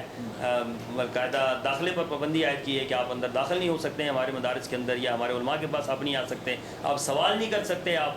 تو اس طرح کی انہوں نے انتہائی جسے کہتے ہیں کہ بد اخلاقی کا مظاہرہ جسے کہہ سکتے ہیں آپ، بد اخلاقی کا مظاہرہ کیا. اور علماء حدیث نے الحمدللہ جس سال میں دین کے پاس میں گیا تحقیق کے حوالے سے، انہوں نے بڑے ہی پیارے انداز سے دلائل کی روشنی میں مجھے سمجھایا ہے. اور الحمدللہ میں یہ سمجھتا ہوں، میں پوری دنیا کے لوگوں سے یہ بات کہوں گا کہ خدا را آپ تحقیق کے لیے علماء حدیث کا دروازہ کھٹکھٹائیں، آپ کو کبھی مایوسی نہیں ہوگی. اللہ کے فضل و کرم سے علماء حدیث جو ہیں اس حوالے سے بڑے فراخ دل ہیں، اور بڑے آسان انداز سے وہ سمجھاتے ہیں، اور بڑا ان کا کھلا اس سلسلے میں ہلکا ہے، اور بہت واضح ان کی باتیں اس سلسلے میں ملتی ہیں. لیکن علماء احناف میں ابھی ایک دوست ہمارے وہاں پر واقعہ میں حدیث ہوئے، تو میں نے کہا کہ آپ اس طرح کریں کہ آپ یہ حدیث آپ نے رفع دین کی پڑھی ہے تو آپ جائیں فلاں شیخ الحدیث ہیں دیوبندی حضرات کے، تو میں نے کہا ان سے آپ جا کر اس مسئلہ پوچھیں. تو وہ گئے جب ان سے پوچھنے کے لیے، تو انہوں نے ان کو وہ بخاری چھین لی ان سے، اور ان کو کہا چلو یہاں سے بھاگ جاؤ، بخاری تمہیں اٹھانے کی ضرورت کیسی ہوئی؟ ہم بخاری آج تک نہیں اٹھا رہے کہ ہم کہتے ہیں بخاری کی بیعت بھی ہو جائے گی، تو تم نے بخاری کیسے اٹھا لی؟ تو وہ یہاں تک لوگوں کو جو ہے وہ کرتے ہیں، اور ہمارے ساتھ اس سے بھی بڑھ کر انہوں نے کیا، کیونکہ وہ سمجھتے تھے کہ یہ جس طرف جا رہا ہے تو آخر کہیں نہ کہیں اس کو منزل مل ہی جائے گی. تو یہ ساری رکاوٹیں تو بہرحال پیش آئیں. تبدیلی کے بعد کچھ ایسے مراحل سے آپ کا گزر ہوا، انہوں نے اذیتیں آپ کو پہنچائی کیونکہ ان کا مذہب آپ نے چھوڑا تھا؟ تبدیلی کے بعد جو خاندان کا جو ہے وہ ریئیکشن تھا وہ تو بہت زیادہ تھا، بڑی خطرناک حد تک تھا. کہ میں وہ بات آپ سے کر رہا تھا کہ میں وہ مظفر آباد خط لکھتا تھا، اور میں بات کر رہا تھا کہ آپ جو ہے وہ اس حوالے سے میری رہنمائی کریں. تو وہ ہر مسئلے کے آخر میں مجھے یہ لکھ دیتے تھے کہ تم سوچنا بند کر دو. مقلد کے لیے سوچنا جو ہے جرم ہے، مقلد سوچ نہیں سکتا. مقلد کی بات جو ہے نا وہ سوچنا، مقلد کا مسئلہ جو ہے یہ خراب کر دیتا ہے. آپ سوچیں نا، بس اپنے ائمہ پہ اعتماد کریں، اپنے علماء پہ اعتماد کریں، اپنے اکابرین پہ اعتماد کریں کہ جن کو دنیا جو ہے وقت کا امام مانتی تھی، وہ ان کی بات جو تھی وہ ٹھیک ہے. میں ان سے یہ لکھتا تھا کہ اللہ کے رسول کی بات کا پھر میں کیا کروں؟ اللہ کے رسول کی بات اور ہے، ان کی بات اور ہے، میں اب اکابرین کی بات کو مانوں یا اللہ کے رسول کی بات کو مانوں؟ تو انہوں نے ایک مرتبہ پھر اس کے جواب میں مجھے یہ لکھا کہ مجھے شک لگتا ہے کہ کہیں تم گمراہ نہ ہو جاؤ. تو میں نے پھر ان کو، جب میں کافی ان سے وہ نالاں ہوا، ان جواب کوئی نہ دیتے تھے، ہر مسئلے کا یہی جواب دیتے تھے کہ تم سوچنا بند کر دو، اور ہمارے اکابر نے جو کہا وہ ٹھیک کہا ہے، اور مقلد کا کام سوچنا ہے ہی نہیں. جب مقلد سوچتا ہے تو مقلد رہتا ہی نہیں ہے، اور ہم تقلید کے بغیر رہ ہی نہیں سکتے. تقلید فرض ہے، تقلید واجب ہے، تقلید یہ ہے، تقلید وہ ہے.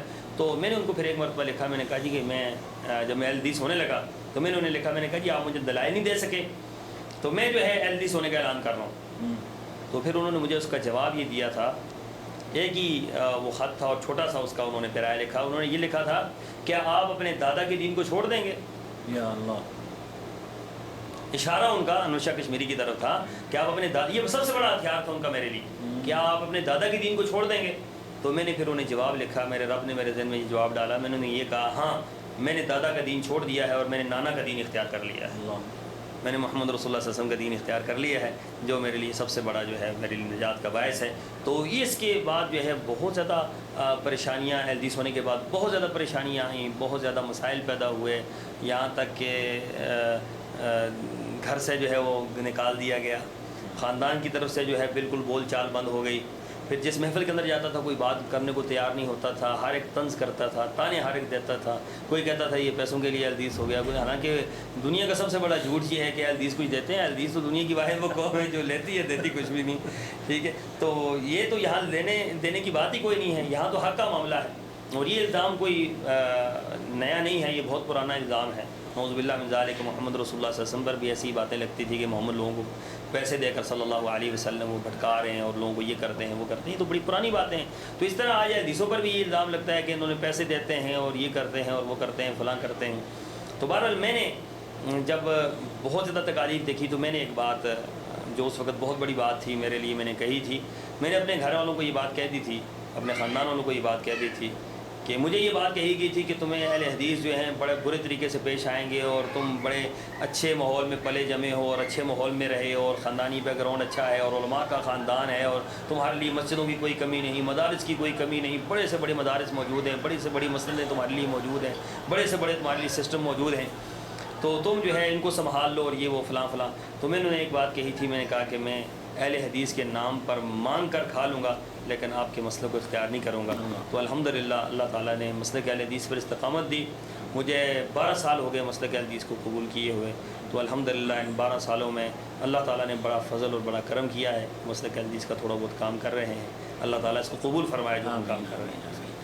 اہل حدیثوں کو آپ نے کس طرح کا پایا ہے؟ جب یہ 12 سال کا جو عرصہ آپ کا اہل حدیثوں کے ساتھ گزرا ہے، یہ کیسے لوگ ہیں؟ کیا اخلاقاً کس طرح کا معاملہ اور برتاؤ ان کے یہاں ہوتا ہے؟ ہمیں یہ پڑھایا جاتا تھا کہ اہل حدیث بد اخلاق ہوتے ہیں، بہت بد اخلاق ہوتے ہیں اور بڑے بے ادب ہوتے ہیں اور بڑے وہ ہوتے ہیں، بڑے وہ ہوتے ہیں. اخلاق ان کے ہاں کیا ہے کہ آپ کسی کو جھک کر سلام کر لیں، کسی کو بالکل جو ہے وہ اپنا سر جو ہے اس کے ٹانگوں کے اوپر رکھ دے، تو یہ اخلاق ہے. ان کے ہاں اخلاق یہ ہے، جبکہ اخلاق یہ نہیں ہے. اخلاق کی سب سے بڑی قسم یہ ہے اللہ اور اس کے رسول کی بات کو ماننا. اہل حدیث حضرات کا اخلاق سب سے بلند ہے کہ اللہ کی بات آ جائے، اللہ کے رسول کی بات آ جائے، وہ دنیا کی کسی اور کی بات کو ماننے کے لیے تیار نہیں ہوتے ہیں. تو اہل حدیث کا اخلاق اور روئے زمین میں سب سے بڑا اخلاق ہے، سب سے بلند اخلاق والے اہل حدیث. رسول اللہ صلی اللہ علیہ وسلم کا اخلاق پوری کائنات کے لیے نمونہ تھا. وَإِنَّكَ لَعَلَىٰ خُلُقٍ عَظِيمٍ. آپ اخلاق کے عظیم کے مالک تھے کہ آپ نے اللہ تعالیٰ کی کسی فرمان کو بھی آپ نے وہ ایسا نہیں ہوا کہ پورا نہ کیا.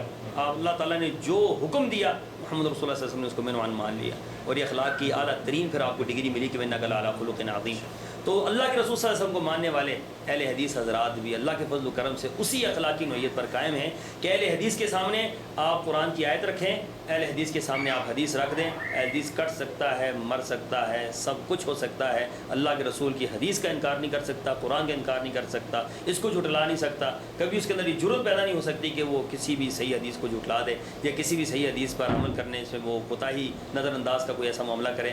عمل کے اندر کوتاہی ہو سکتی ہے لیکن اس کے نظریے، سوچ اور فکر کے اندر کبھی الحمدللہ کوئی کوتاہی ایسی نہیں ہو سکتی. میں نے اہل حدیث کو دنیا والوں کے لیے ایک ماڈل اور نمونہ اس حوالے سے پایا ہے کہ اہل حدیث جو ہے ایک نمونہ ہے دنیا والوں کے لیے. ان کا اخلاق ایک نمونہ ہے، ان کے نظریے ایک نمونہ ہے، ان کی سوچ اور فکر جو ہے دنیا والوں کے لیے نمونہ ہے. یہ وہ نمونہ پیش کرتے ہیں جو الحمدللہ سلف نے اور اس کے علاوہ جتنے بھی اس وقت سلف صالحین ہیں ان کا نمونہ یہ لوگ. آج اگر کسی نے سلف صالحین کو دیکھنا ہے، کسی نے آج اگر صحابہ کرام کی اس عملی تعبیر کو دیکھنا ہے، ان کی فکر کو دیکھنا ہے کہ صحابہ کرام کی فکر کتاب و سنت کے بارے میں کیا تھی، تو وہ آج اہل حدیثوں کو دیکھیں کہ روئی زمین پر وہ اہل حدیث ہیں جو صحابہ کرام کی فکر پیش کرتے ہیں کہ صحابہ کی فکر یہ تھی کہ قرآن و حدیث حق ہے اور قرآن و حدیث میں ہی نجات ہے. آج کے اہل حدیث کی بھی یہی فکر ہے کہ قرآن و حدیث حق ہے اور قرآن و حدیث پر ہی عمل کرنے سے ہمیں نجات مل سکتی ہے. اس سے پہلے کہ ہم اپنی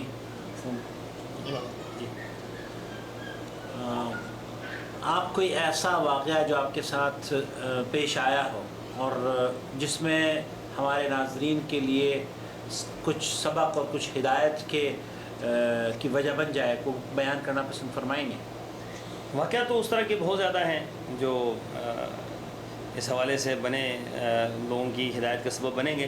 پہلی بات تو یہ ہے کہ میں جب اہل حدیث ہوا تو ہمیں اس کے نئے حدیث تھے، تو ہمیں پتہ نہیں تھا کہ کس ٹائم کیا عمل کرنا ہوتا ہے اور کس ٹائم کیا عمل کرنا ہوتا ہے۔ تو آپ اکثر دیکھتے ہیں کہ ان کے ہاں اکثر سنتیں متروک ہیں۔ ہمارے یہاں تبلیغی جماعت ہے، اس کا تو ماٹو یہی ہے کہ آپ جو ہے اپنا 100% رسول اللہ صلی اللہ علیہ وسلم کے طریقوں میں کامیابی ہے، لیکن وہ 100% کیا کہ ان کے اندر تو 10% بھی نہیں ہے رسول اللہ صلی اللہ علیہ وسلم کے طریقے جو وہ اختیار کریں۔ رسول اللہ صلی اللہ علیہ وسلم کے طریقوں کی واضح مخالفت کرتے ہیں یہ لوگ، مغرب سے پہلے کی سنتیں نہیں پڑھتے۔ ٹھیک اسی طریقے سے قراتیں جو مختلف اوقات میں رسول اللہ صلی اللہ علیہ وسلم نے مختلف قراتیں کی ہیں، جمعے کے دن سورہ غاشیہ ہے، سورہ سبح اسم ربک، سورہ اعلیٰ ہے، وہ ان کی تلاوت نہیں کرتے یہ لوگ۔ ہم نے تو کبھی زندگی میں یہ تلاوتیں نہیں سنی ان کی زبانوں سے۔ اسی طریقے سے ہم نے جو ہے وہ باقی کئی ایسی سنتیں ہیں متروک جو بالکل ترک ہو چکی ہیں، لوگوں نے اختیار ہی نہیں کی۔ وہ اہل حدیث کے ہاں کر ہم نے دیکھی کہ یہ سنتیں جو ہیں وہ اہل حدیث کے ہاں ہیں۔ اس میں یہ جمعے کے دن جو ہے وہ صبح فجر کی نماز میں حامیم سجدہ اور سورہ طہر کی تلاوت ہے۔ تو میں فجر کی نماز پڑھا رہا تھا، نئے حدیث ہوا تھا تو فجر کی نماز پڑھا رہا تھا۔ تو فجر کی نماز پہ میں نے شروع کر دی لا اقسم بہذا البلد، لا اقسم بیوم القیامہ۔ جب میں نے شروع کی تو پیچھے سے ایک بندے نے لقمہ دیا، حامیم تنزیل کتاب من اللہ العزیز العلیم، الف لام میم تنزیل کتاب من اللہ العزیز العلیم۔ تو میں نے کہا میں پڑھ رہا ہوں سورہ قیامہ، تو یہ بتا رہا ہے لقمہ کہیں کا دے رہا ہے، میں کچھ اور پڑھ رہا ہوں، یہ چکر کیا ہے؟ پھر میں وہ سورہ قیامہ شروع کروں کہ میں سورت پڑھ رہا ہوں تو وہ پھر مجھے وہاں سے لقمہ کچھ اور دے دے۔ میری سمجھ میں نہ آئی، مجھے یہ سمجھ ہی نہیں آ رہی تھی کہ یہ کیا مسئلہ ہے، میں کچھ اور پڑھ رہا ہوں، یہ اللہ کا بندہ پیچھے سے کچھ اور کر رہا ہے۔ تو اس نے مجھے پڑھنے نہیں دی سورت، نماز کے اندر ایک وہ عجیب سی وہ کشمکش بھی، جیسے بھی شروع کروں تو وہ مجھے ٹوک دے۔ تو الحمدللہ میں حافظ قرآن تو ہوں، تو میں نے وہیں سے ہی شروع کیا۔ مجھے پتہ لگا کہ حامیم سجدہ شروع کی، لیکن مجھے یہ نہیں پتا تھا کہ یہ حدیث ہے کوئی کہ حامیم سجدہ فجر کی نماز کے اندر جمعے کے دن رسول اللہ صلی اللہ علیہ وسلم نے پڑھی۔ تو میں نے بہرحال وہی پڑھ لی، وہ پڑھی تو اگلی میں پھر میں نے وہ سجدہ تو میں نے کیا اس کے اندر، لیکن اگلی جو تھی سورت پھر میں نے وہ سورہ قیامہ شروع کی، تو پھر اس نے مجھے ٹوک دیا پیچھے سے، وہ حل اتیٰ علی الانسان حین من الدہر۔ میں پھر پڑھوں تو پھر وہ حل اتیٰ علی الانسان حین من الدہر، پھر میں نے وہ شروع کر دی حل اتیٰ علی الانسان حین من الدہر۔ نماز سے میں فارغ ہوا تو میرے غصے کی انتہا نہیں تھی کہ یہ کون بندہ ہے، یہ کیا میں آگے کچھ اور پڑھ رہا ہوں، یہ پیچھے لقمہ کچھ اور دے۔ تو ایک حافظ قرآن تھے، نابینا تھے، وہ تشریف لائے میرے پاس، تو میرے پاس آ کر بیٹھے، مجھے کہنے لگے مولانا بہت معذرت کے ساتھ آپ کو پتہ نہیں ہے کہ اللہ کے رسول صلی اللہ علیہ وسلم نے جمعے کی فجر کی نماز میں حامیم سجدہ اور سورہ دہر ہمیشہ تلاوت کی ہے، تو آپ اللہ کے رسول کی سنت کو چھوڑ کر کدھر جا رہے ہیں؟ نبی کی سنت کو چھوڑیں گے تو ہم لوگ گمراہ ہو جائیں گے، نبی کی سنت پر ہمارے لیے نجات ہے۔ اس واقعے نے مجھے ہلا کر رکھ دیا کہ اس وقت کے اندر اللہ کے فضل و کرم سے نبی کی سنتوں کو پورا کرنے والے لوگ ہیں تو الحمدللہ وہ اہل حدیث کا گروہ ہے۔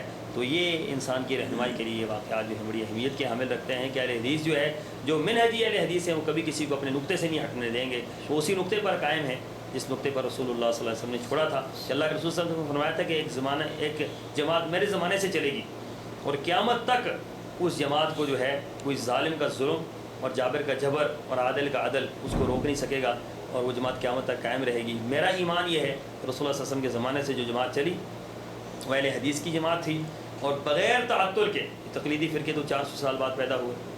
شاہ ولی اللہ محدث دہلوی نے خود حجت اللہ البالغہ کے اندر لکھا کہ 400 سال بعد پیدا ہوئے، تو 400 سال پہلے رسول اللہ صلی اللہ علیہ وسلم کا جو بعد کا زمانہ، صحابہ کا، تابعین کا، تبع تابعین کا، ائمہ کا، یہ سارا زمانہ اہل حدیث کا زمانہ ہے، اور اس وقت سے لے کر آج تک اہل حدیث موجود ہیں، اور قیامت تک اللہ کے فضل و کرم سے اہل حدیث موجود رہیں گے۔ اہل حدیث کو دنیا کی کوئی طاقت ختم نہیں کر سکتی۔ جس ٹائم اہل حدیث دنیا سے ختم ہو جائیں میں نہیں سمجھتا کہ دنیا قائم رہ سکتی ہے۔ اس کی وجہ یہ ہے کہ اہل حدیث جو ہے یہی وہ موحدین کا گروہ ہے، یہی وہ ناجی گروہ ہے، یہی وہ گروہ ہے کہ جس کے لیے رسول اللہ صلی اللہ علیہ وسلم نے طائفہ منصورہ کا لقب دیا تھا۔ یہ وہ کامیاب لوگ ہیں، یہی وہ گروہ ہے کہ جو آج رسول اللہ صلی اللہ علیہ وسلم کی حدیث کی سب سے بڑھ کر خدمت کر رہا ہے۔ یہی وہ گروہ ہے کہ جو قرآن کی سب سے بڑھ کر جنہوں نے خدمت کی۔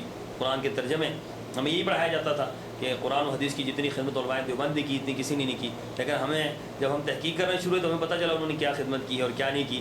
لیکن اللہ کے فضل و کرم سے اہل حدیث کی خدمت آج دنیا کے اندر موجود ہے کہ دنیا کی تقریباً اکثر زبانوں کے اندر احادیث کے ترجمے موجود ہیں، احادیث کی تشریحات موجود ہیں، احادیث کے جو ہے وہ بڑے اپنے بہترین سے بہترین ان کی کمپوزنگ کی گئی ہے، احادیث کے اردو میں ترجمے، دنیا کی تقریباً اکثر زبانوں میں ترجمے آپ وہ منظر عام پر آ رہے ہیں، انگلش میں آ رہے ہیں اور دیگر زبانوں میں الحمدللہ ترجمے آ رہے ہیں. تو یہ الحمدللہ ساری خدمات جو ہیں وہ اہل حدیث کی ہیں. اور اللہ کے فضل و کرم سے میں یہ سمجھتا ہوں کہ علامہ احسان علیہ ظہیر فرمایا کرتے تھے، اور میں بھی اکثر تقریروں میں یہ بات کہتا ہوں کہ علامہ صاحب فرمایا کرتے تھے یہ صدی اہل حدیث کی صدی ہے. تو علامہ صاحب نے صحیح فرمایا، اللہ تعالیٰ ان کی قبر کو نور سے منور فرمائے اور اللہ تعالیٰ ان کے مقام اور درجے کو بلند فرمائے.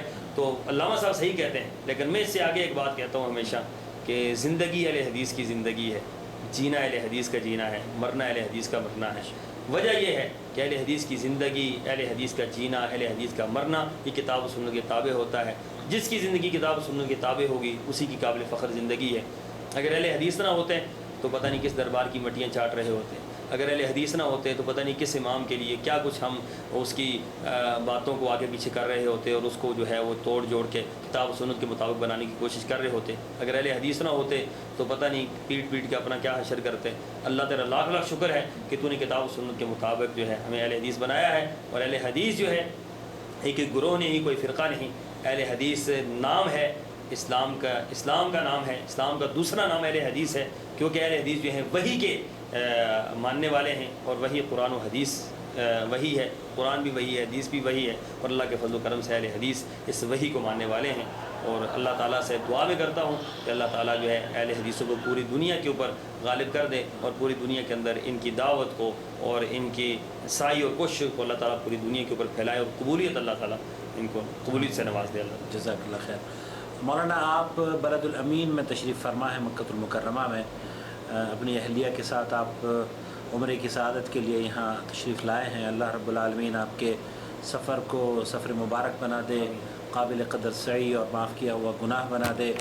آپ 2-3 ہفتے سے یہاں سعودی عرب میں قیام پذیر ہیں. دوران قیام جو مملکت سعودی عرب کی یا خادم الحرمین شریفین ملک عبداللہ اور جو ان کے اخوان کی جو نظامی امور یا انتظامی امور جو یہاں پر آپ دیکھ رہے ہیں، امن و سلامتی کا ایک جو یہاں کا سما آپ دیکھ رہے ہیں اور دینی خدمات جو یہاں پر ہو رہی ہیں، اس کے بارے میں آپ کیا کچھ فرمانا پسند فرمائیں گے؟ میں یہ سمجھتا ہوں عاقل صاحب کہ یہ آپ نے بڑا ایک اچھا سوال، بڑا دلچسپ سوال یہ کیا ہے. یہ میری نس کے اندر اس سوال کا جو ہے وہ ایک جواب ہے. اور میرے ایک اگر جسم کی ایک خون کے ایک قطرے میں اس کا جو ہے ایک اللہ تعالیٰ کے ہاں شکر موجود ہے. میں سمجھتا ہوں کہ آل سعود کی یہ قربانیاں ہیں اور الحمدللہ پورے دنیا کے اوپر آل سعود نے جتنی دین کی خدمت کی ہے بغیر مبالغے کے پوری دنیا کے اوپر کسی خاندان نے اتنی خدمت دین کی نہیں کی. فی زمانہ میں بات کر رہا ہوں. تو آل سعود کو اللہ تعالیٰ نے یہ شرف بخشا ہے. شیخ الاسلام محمد بن عبد الوہاب اور ان کے جو آل شیخ ہیں یا آل سعود ہیں، انہوں نے جو دین کے لیے محنتیں کی ہیں، حرمین شریفین کی جو خدمت انہوں نے کی اور اس سے ہٹ کر جو انہوں نے توحید کے لیے جو انہوں نے ڈنکا توحید کا بچایا اور شرک کا انہوں نے بےخنی کی ہے الحمدللہ. اور پھر جو دین کی خدمت انہوں نے اس سے بڑھ کر جو اس سے بہت بڑا معاملہ انہوں نے کیا ہے کہ دنیا کی اکثر زبانوں میں انہوں نے قرآن پاک کا ترجمہ کیا ہے. میں اس دن مدینہ منورہ کے اندر مسجد نبوی کے اندر بیٹھا ہوا تھا تو اس ریک کے اندر میں دیکھ رہا تھا کہ مجھے جو نظر آیا 12 زبانوں میں، میرے علم میں نہیں ہے کہ کتنی زبانوں میں ہو چکا ہے، لیکن میں دیکھ رہا تھا کہ روسی زبان، کشمیری زبان، فلپائنی زبان اور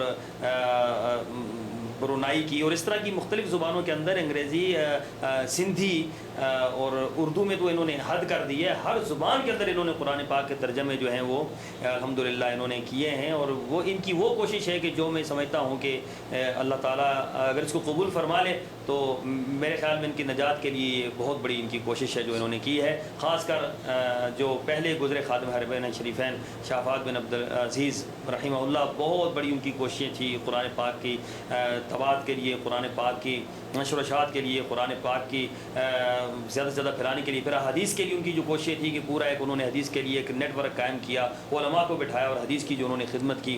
پھر شاہ عبداللہ جو اب تشریف لائے ہیں ان کی بھی اس حوالے سے اسی نقش قدم پر یہ چل کر اور الحمدللہ دن دگنا اور رات چگنا جو ہے وہ کام کر رہے ہیں. ہم حرمین کے اندر آ کر ہمیں یوں محسوس ہوتا ہے جیسے ہم اپنے گھر کے اندر آئے ہیں, ہم اپنی مملکت کے اندر آئے ہیں, ہم اپنے ماحول کے اندر آئے ہیں. ہم پاکستان کے اندر بیٹھ کر یہ تمنا کرتے ہیں کہ کاش کہ پاکستان کے اندر بھی ایسا ہی نظام ہو جو سعودی عرب کے اندر جو نظام ہے, کہ یہاں پر شرک کی کہیں پر ہمیں کوئی بات نظر نہیں آتی, ہر جگہ پر روکا جاتا ہے. جہاں کہیں بھی کوئی ایسی بات کی جاتی ہے, انہوں نے اپنے مبلغین کھڑے کیے ہوئے ہیں, اپنے احباب کھڑے کیے ہوئے ہیں جو لوگوں کو غلط کام سے روکتے ہیں, امر بالمعروف نہی عن المنکر کے وہ لوگ کھڑے ہیں. اور الحمدللہ یہ بہت بڑی کوششیں ہیں, اور اللہ کے فضل و کرم سے یہ ہمارے لیے باعث فخر ہیں. اور ہم خاص کر اہل حدیثوں کے لیے یہ بہت بڑے فخر کی بات ہے. اور ہمیں پاکستان میں کہا جاتا ہے کہ سعودی عرب کے اندر اہل حدیث کی حکومت ہے, تو ہم فخر سے کہتے ہیں کہ الحمدللہ اہل حدیث کی حکومت ہے. کہ آپ اس حکومت کے اندر کوئی ایسی بات دکھائیں کہ جو کتاب و سنت کے منافی ہو یا کوئی ایسا معاملہ ہو, تو یہ دین کی خدمت ہے ان کی بہت زیادہ, اور ان کی بہت بڑی کوشش ہے. اور پوری دنیا کے اوپر جو دین کا انہوں نے کیا ہے, پوری دنیا کے اوپر دین کی آبیاری جو انہوں نے کی ہے قرآن پاک کی تباہ کی صورت میں, کہ کسی زمانہ میں قرآن پاک اردو میں ترجمہ نہیں ملتا تھا. آج دنیا کی اکثر زبانوں میں قرآن پاک کے ترجمے ہمیں ملتے ہیں. ان آزاد ریاستوں میں, روس کی ریاستوں میں, ان کی زبانوں میں جہاں قرآن پاک کا ایک حرف ملتا تھا, قرآن پاک کی اگر وہ ایک صفحہ ملتا تھا تو پھانسی کی سزا ہو جاتی تھی, تو آج وہاں پر قرآن پاک کنٹینر بھر کر وہاں پر قرآن پاک جاتے ہیں اور وہاں پر تقسیم ہوتے ہیں. تو یہ اس خاندان کا جو ہے اللہ تعالیٰ نے شرف ان کو دیا ہے. اللہ تعالیٰ ان کی شرف کو قبول فرمائے, اور ان کی ان مسائی کو اللہ تعالیٰ جو ہے وہ اپنے ہاں قبول فرمائے, اور ان کی اور ہماری نجات کا سبب بنے. آمین, جزاک اللہ خیر. سعودی عرب کے حوالے سے یہاں پر جو اردو کی دعوت و تبلیغ کا سلسلہ چل رہا ہے, مختلف علماء کرام, سلفی علماء کرام یہاں سے دعوت و تبلیغ, ان کی آڈیو اور ویڈیو سیڈیز پوری دنیا میں پھیل رہی ہے. مکاتب جاریات کا ایک جال ہے یہاں پر پھیلا ہوا جو ہر شہر میں تقریباً ہے. ان کی خدمات کو آپ کس نگاہ سے دیکھتے ہیں؟ الحمدللہ یہ ہمارے لیے بڑی ایک انوکھی بات ہے سعودی عرب کے اندر, کہ یہاں پر خاص کر علماء کو بہت زیادہ انہوں نے سرکاری جسے کہتے ہیں کہ اس میں لیا ہوا ہے, سرپرستی میں لیا ہوا ہے, اور ان کو تنخواہیں دیتے ہیں, اچھی سے اچھی تنخواہیں دیتے ہیں, اچھی سے اچھی ان کی اپنا دیکھ بھال کرتے ہیں, اور ان کے پروگراموں کو بہت اچھے طریقے سے وہ توحید کی بات کر رہے ہیں اور سنت کی بات کر رہے ہیں. یہاں پر توحید پھیلانے میں کوئی رکاوٹ نہیں, سنت کے پھیلانے میں کوئی رکاوٹ نہیں ہے. اور یہ میں سمجھتا ہوں انوکھا کام ہے پوری دنیا کے اندر, سعودی عرب کا یہ انوکھا کام کہ پوری دنیا کے مسلمانوں کو ان کی جو ہے وہ اس معاملے میں ان کی رہنمائی لینی چاہیے. اور اسی طرح کا نیٹ ورک اگر پوری دنیا کے اندر پھیل جاتا ہے, جس طرح دعوت کا اور تبلیغ کا اور جاریات کا جو سسٹم سعودی عرب کا جو منظم ترین نیٹ ورک ہے ان کا, اگر ایسا نیٹ ورک دنیا کے ہر مسلمان ملک اختیار کر لے, تو میرے خیال میں ہر سرزمین جو ہے وہ جس طرح سعودی عرب امن کی سرزمین ہے, ایسے ہر سرزمین جو ہے وہ اسلام کی امن کی سرزمین جو ہے وہ بن سکتی ہے. اور یہ میں اس کو بڑا قدر کی نگاہ سے دیکھتا ہوں, اس بات کو بہت قدر کی نگاہ سے. وہ کون سے کچھ سی ڈیز یا کیسٹیں آپ لوگوں تک پہنچتی ہیں پاکستان میں؟ ہمارے یہاں بہت کیسٹیں اور سیڈیز پہنچتی ہیں. عاقل صاحب وہ آپ کی سیڈیز ہم نے وہاں پر سب سے پہلے آپ ہی کی ہم نے دیکھی, کہ آپ شیخ معراج ربانی حفظہ اللہ اور سید توصیف الرحمان راشدی حفظہ اللہ, اور اس طرح کے بڑے بڑے یہاں کے شیوخ آپ لوگ یہاں پر وہ جالیات کے اندر مختلف دروس ہوتے تھے.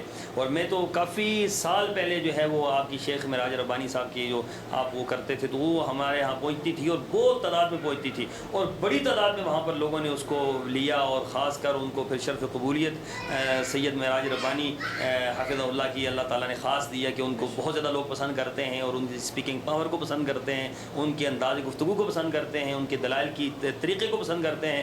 تو لوگ جو ہیں ان کے دیوانے, ہم بھی ان کے دیوانوں میں سے ہیں, کہ وہ الحمدللہ یہ آپ ہی لوگوں کی کوشش اور کاوشیں یہاں کی جو وہاں پر رنگ لا رہی ہیں, اور پاکستان کے اندر بہت تبدیلی آ رہی ہے اس حوالے سے, کہ لوگ جو ہیں وہ سمجھ رہے ہیں الحمدللہ سیڈیز کے ذریعے, آڈیوز کے ذریعے, ویڈیوز کے ذریعے جو وہاں جا رہی ہیں. اور ایک ابھی جو سی ڈی سید توصیف الرحمان راشدی کی آئی ہے قلندر کے حوالے سے, ہماری مسجد کے اندر اور چھوٹا سا ہمارا سیٹ اپ ہے, اس مسجد کے اندر ایک ہفتے کے اندر تقریباً کوئی 800-900 کے قریب سیڑھیاں نکلی ہیں. وہ ایک بندہ جو ہے وہ 50 سیڑھیاں لے کے جا رہا تھا, کہ ہم نے جو ہے اس کو پھیلانے کا سبب کرنا ہے, اور اس کو ہم نے دعوت کا ایک طریقہ ہے. اور یہ آپ کی کوششیں اور سائیں آپ لوگوں کی جو آپ کر رہے ہیں یہاں پر بیٹھے, سید معراج ربانی کی بہت زیادہ الحمدللہ وہاں پر آڈیو ویڈیوز گئی ہیں, اور ان کا بہت زیادہ وہاں پر پذیرائی ہوئی, اور بہت زیادہ ان کی الحمدللہ اس سے مسئلہ کہہ لیجیے اس کو بہت تقویت پاکستان کے اندر جو ہے یہاں کے آپ لوگوں کی ان کوششوں اور محنت سے وہاں پر بہت بڑا اثر پیدا ہوا ہے الحمدللہ. آج اس چیز کی کمی محسوس کی جا رہی ہے کہ ہم لوگ میڈیا میں کسی طرح سے اپنی آواز کو عام نہیں کر پا رہے ہیں, اپنی دعوت کو عام نہیں کر پا رہے ہیں, جبکہ ہم دوسرے جماعتوں کو دیکھتے ہیں کہ وہ منظم طور پر ٹی وی چینل کے ذریعے شرک و بدعات کو عام کر رہے ہیں. کیا آپ ایک ایسے سلفی چینل کا تصور یا اس کا وجود ذہن میں لاتے ہیں جو کہ یہ تمام چیزیں عمل میں آئے اور ہر گھر میں دعوت و تبلیغ پہنچے؟ میں سمجھتا ہوں عاقل صاحب کہ اس وقت سب سے بڑی ضرورت ہمارے اہل حدیث حضرات کے لیے جو اب کمی ایک رہ گئی ہے، اہل حدیث حضرات کی دعوت کے اندر کوئی کمی نہیں ہے، فقط ایک کمی رہ گئی کہ ہمارا ٹی وی چینل نہیں، کیونکہ الیکٹرانک میڈیا اور پرنٹ میڈیا اس وقت پوری دنیا کے اوپر چھایا ہوا ہے، حکمرانی اس ٹائم میڈیا کی ہے پوری دنیا کے اوپر، میڈیا جو ہے وہ حکمرانی کر رہا ہے، جس کے ہاتھ میں میڈیا ہے وہ ہر گھر کے اندر اپنی آواز کو پہنچاتا ہے اور بغیر کسی مصیبت اور بغیر کسی پریشانی کے پہنچاتا ہے۔ اگر آپ ایک مسجد کے اندر بیٹھے ہیں تو ایک مسجد کے اندر 100 افراد آپ کی بات کو سنیں گے، اگر آپ ایک محلے کے اندر بات کرتے ہیں تو محلے کے اندر 1000 بندہ آپ کی بات سنیں گے، آپ مملکت کے اندر بات کر رہے ہیں تو آپ کی مملکت کے اندر 1,00,000 بندہ آپ کی بات سنے گا، لیکن اگر آپ ٹی وی پہ بات کرتے ہیں تو پوری دنیا آپ کی بات کو سنے گی۔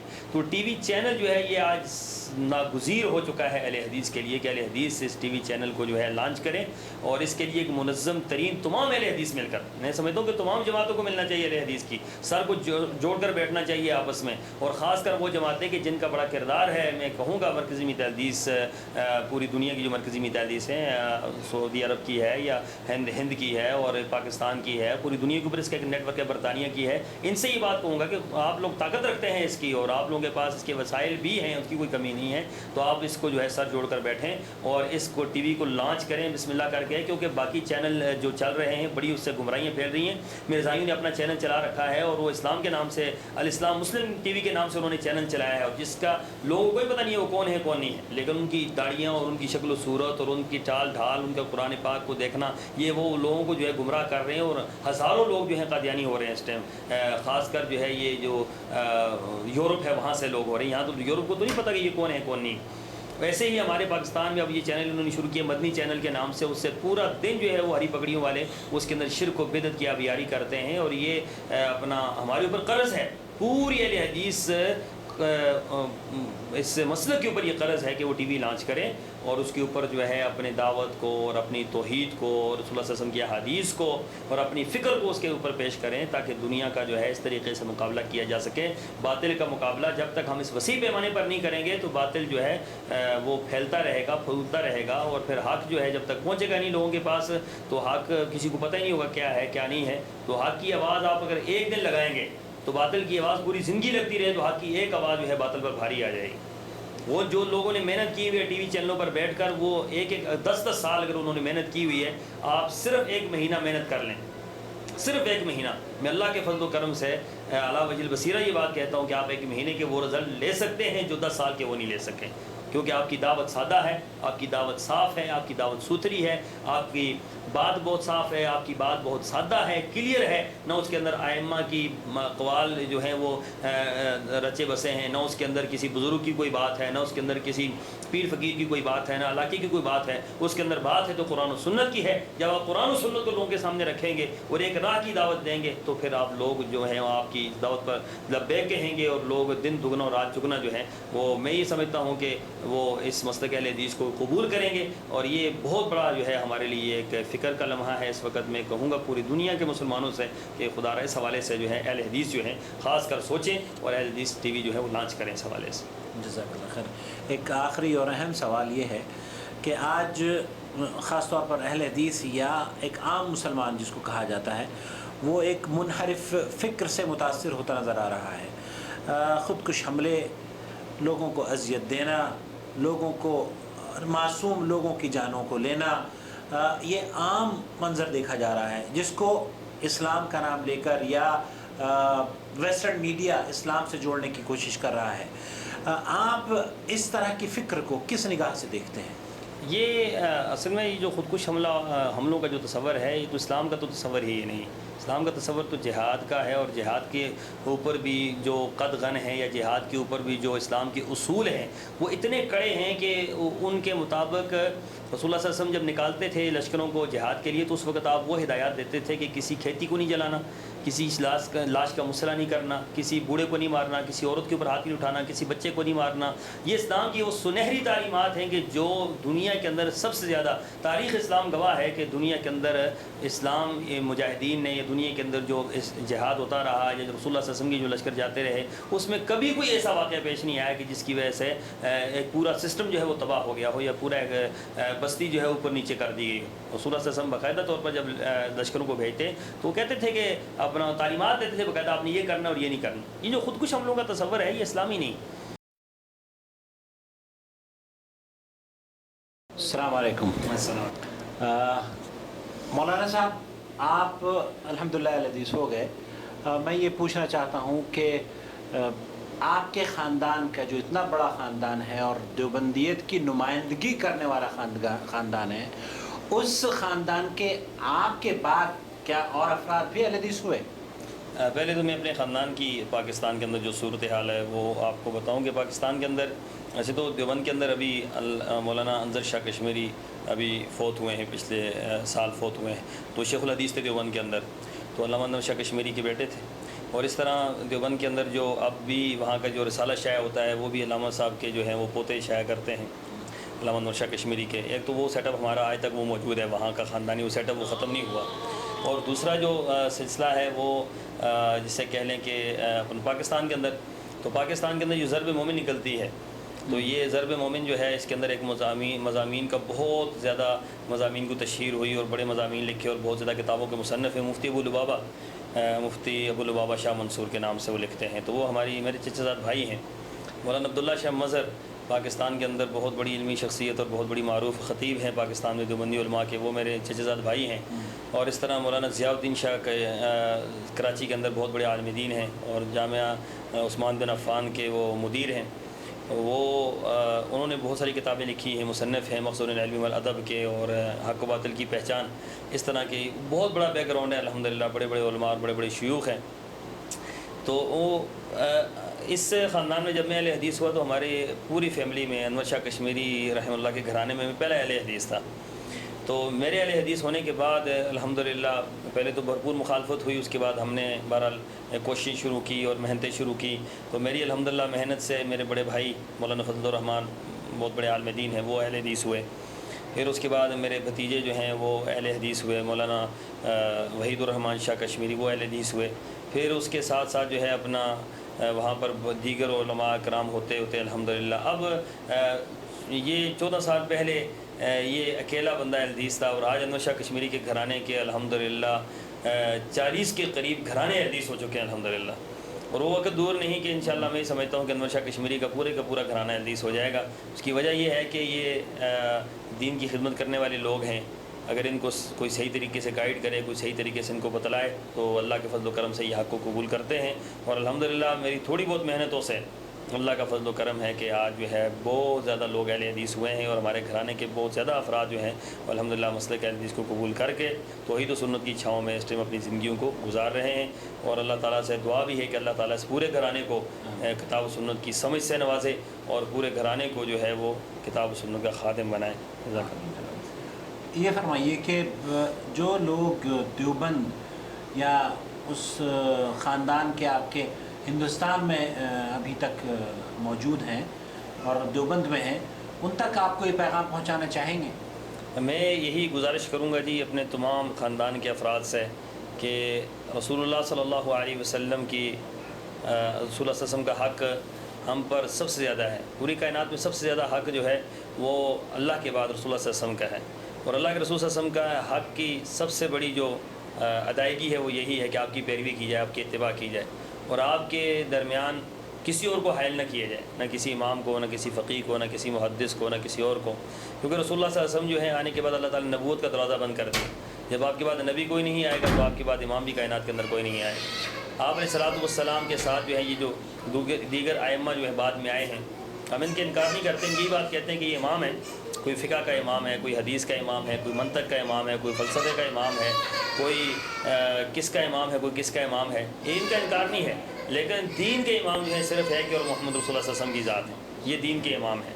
تو ہمیں چاہیے کہ ہم اللہ کے رسول صلی اللہ علیہ وسلم کو اپنا امام مانیں، اپنا رہبر مانیں، اور آپ علیہ الصلوۃ والسلام کی پیروی کریں، آپ کی اطاعت کریں، فرما برداری کریں، اور آپ کے درمیان اور اپنے درمیان کسی اور کو حائل نہ ہونے دیں، کسی کی تقلید نہ کریں۔ ائمہ کا جو تقلید کا پٹا ہمارے گلوں کے اندر پڑا ہوا ہے اس کو ہم اتار کر پھینکیں، کیونکہ ہم نے خود ڈالا ہے۔ اللہ تعالیٰ نے نہیں کہا کہ ائمہ کی تقلید کریں، اللہ تعالیٰ نے کہیں نہیں فرمایا کہ امام حنیفہ کی بات کو مانو، امام شافعی کی بات کو مانو، امام احمد بن حنبل کی بات کو مانو، امام مالک کی بات کو مانو۔ اللہ تعالیٰ نے کہیں نہیں فرمایا، لیکن اللہ تعالیٰ نے قرآن کی ہر صورت کے اندر یہ بات فرمائی ہے کہ محمد رسول اللہ صلی اللہ علیہ وسلم کی بات کو مانو۔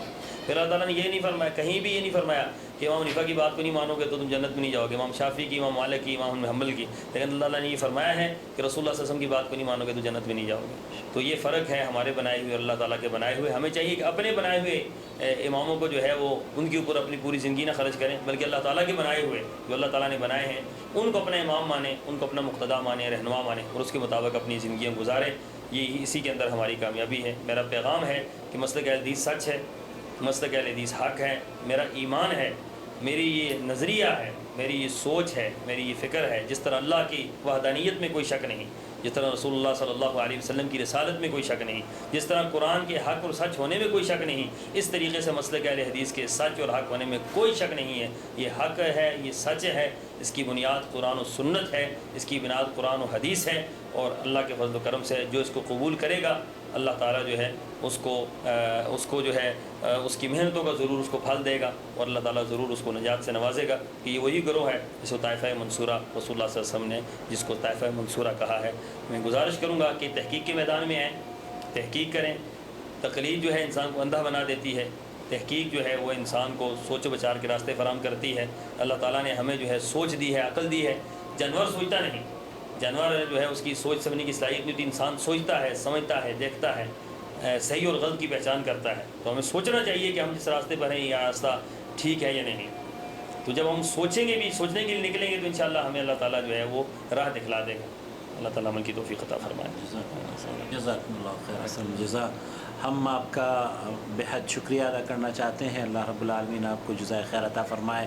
آپ نے اتنا وقت ہمیں دیا ہے، اللہ رب العالمین یہ محبت قائم اور دائم رہے، اور یہ جو جستجو آپ نے کی ہے اللہ رب العالمین آپ کو آپ کے موازین حسنات میں اضافے کا اس کو ذریعہ بنائے۔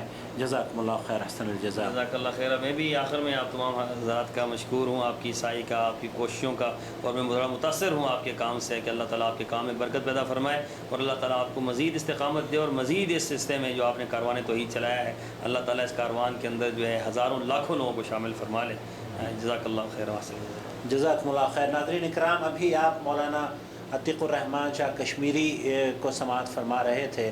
اللہ رب العالمین سے دعا ہے کہ اللہ رب العالمین ہماری اس مجلس پر رحمتوں کا نزول فرمائے، ہماری جو ٹوٹی پھوٹی جو چھوٹی یہاں پر جو بھی کاوش ہوئی ہے اللہ رب العالمین اسے شرف قبولیت عطا فرمائے، اور کاروان توحید کے اس سفر میں ہم نے آج مولانا سے ان کے تاثرات ریکارڈ کر کے آپ کی خدمت میں پیش کیے ہیں۔ یہ پہلی اور آخری شخصیت نہیں ہے، دنیا کی ابھی بہت ساری شخصیتیں ایسی ہیں جن کو آپ تک جوڑنا، آپ تک ان کا تعارف کرانا، آپ سے ان کو ملانا مقصود ہے، باقی ہے، اور انشاءاللہ تعالی اس کام کو ہم کرتے رہیں گے۔ آپ کو آپ کے اپنے بھائیوں سے مختلف ممالک سے جو لوگ مکہ المکرمہ میں یا جدہ میں یہاں پر تشریف لاتے ہیں، جو حرمین شریفین کا دروازہ کہلاتا ہے، ہم ان سے ان کے تاثرات نقل کر کے ان کو ریکارڈ کر کے آپ کی خدمت میں پیش کرتے رہیں گے۔ آپ سے بھی درخواست ہے کہ آپ ہمیں کسی بھی طرح کا اپنا تاثر یا اپنا واقعہ اگر چاہیں تو ریکارڈ کر کے ہمیں بھیج سکتے ہیں۔ میرا فون نمبر آپ کو اس سی ڈی کے ذریعے انشاءاللہ تعالی مل جائے گا، میری ای میل ایڈریس اور تمام دیگر کانٹیکٹ نمبرز بھی آپ تک الحمدللہ پہنچا دیے جائیں گے۔ بہرحال ہم آپ سے گزارش کر رہے ہیں کہ ہم اس فکر کو آپ تک پہنچانے کی کوشش کر رہے ہیں جو نبی کریم صلی اللہ علیہ وسلم اس مکہ المکرمہ میں لے کر آئے تھے۔ دہشت گردی، یہ تمام چیزیں جو آج اسلام سے جوڑی جا رہی ہیں، یہ منحرف فکر ہے ہمارا اور ہمارے اکابر کا، اس سے کوئی تعلق نہیں ہے۔ ہم امن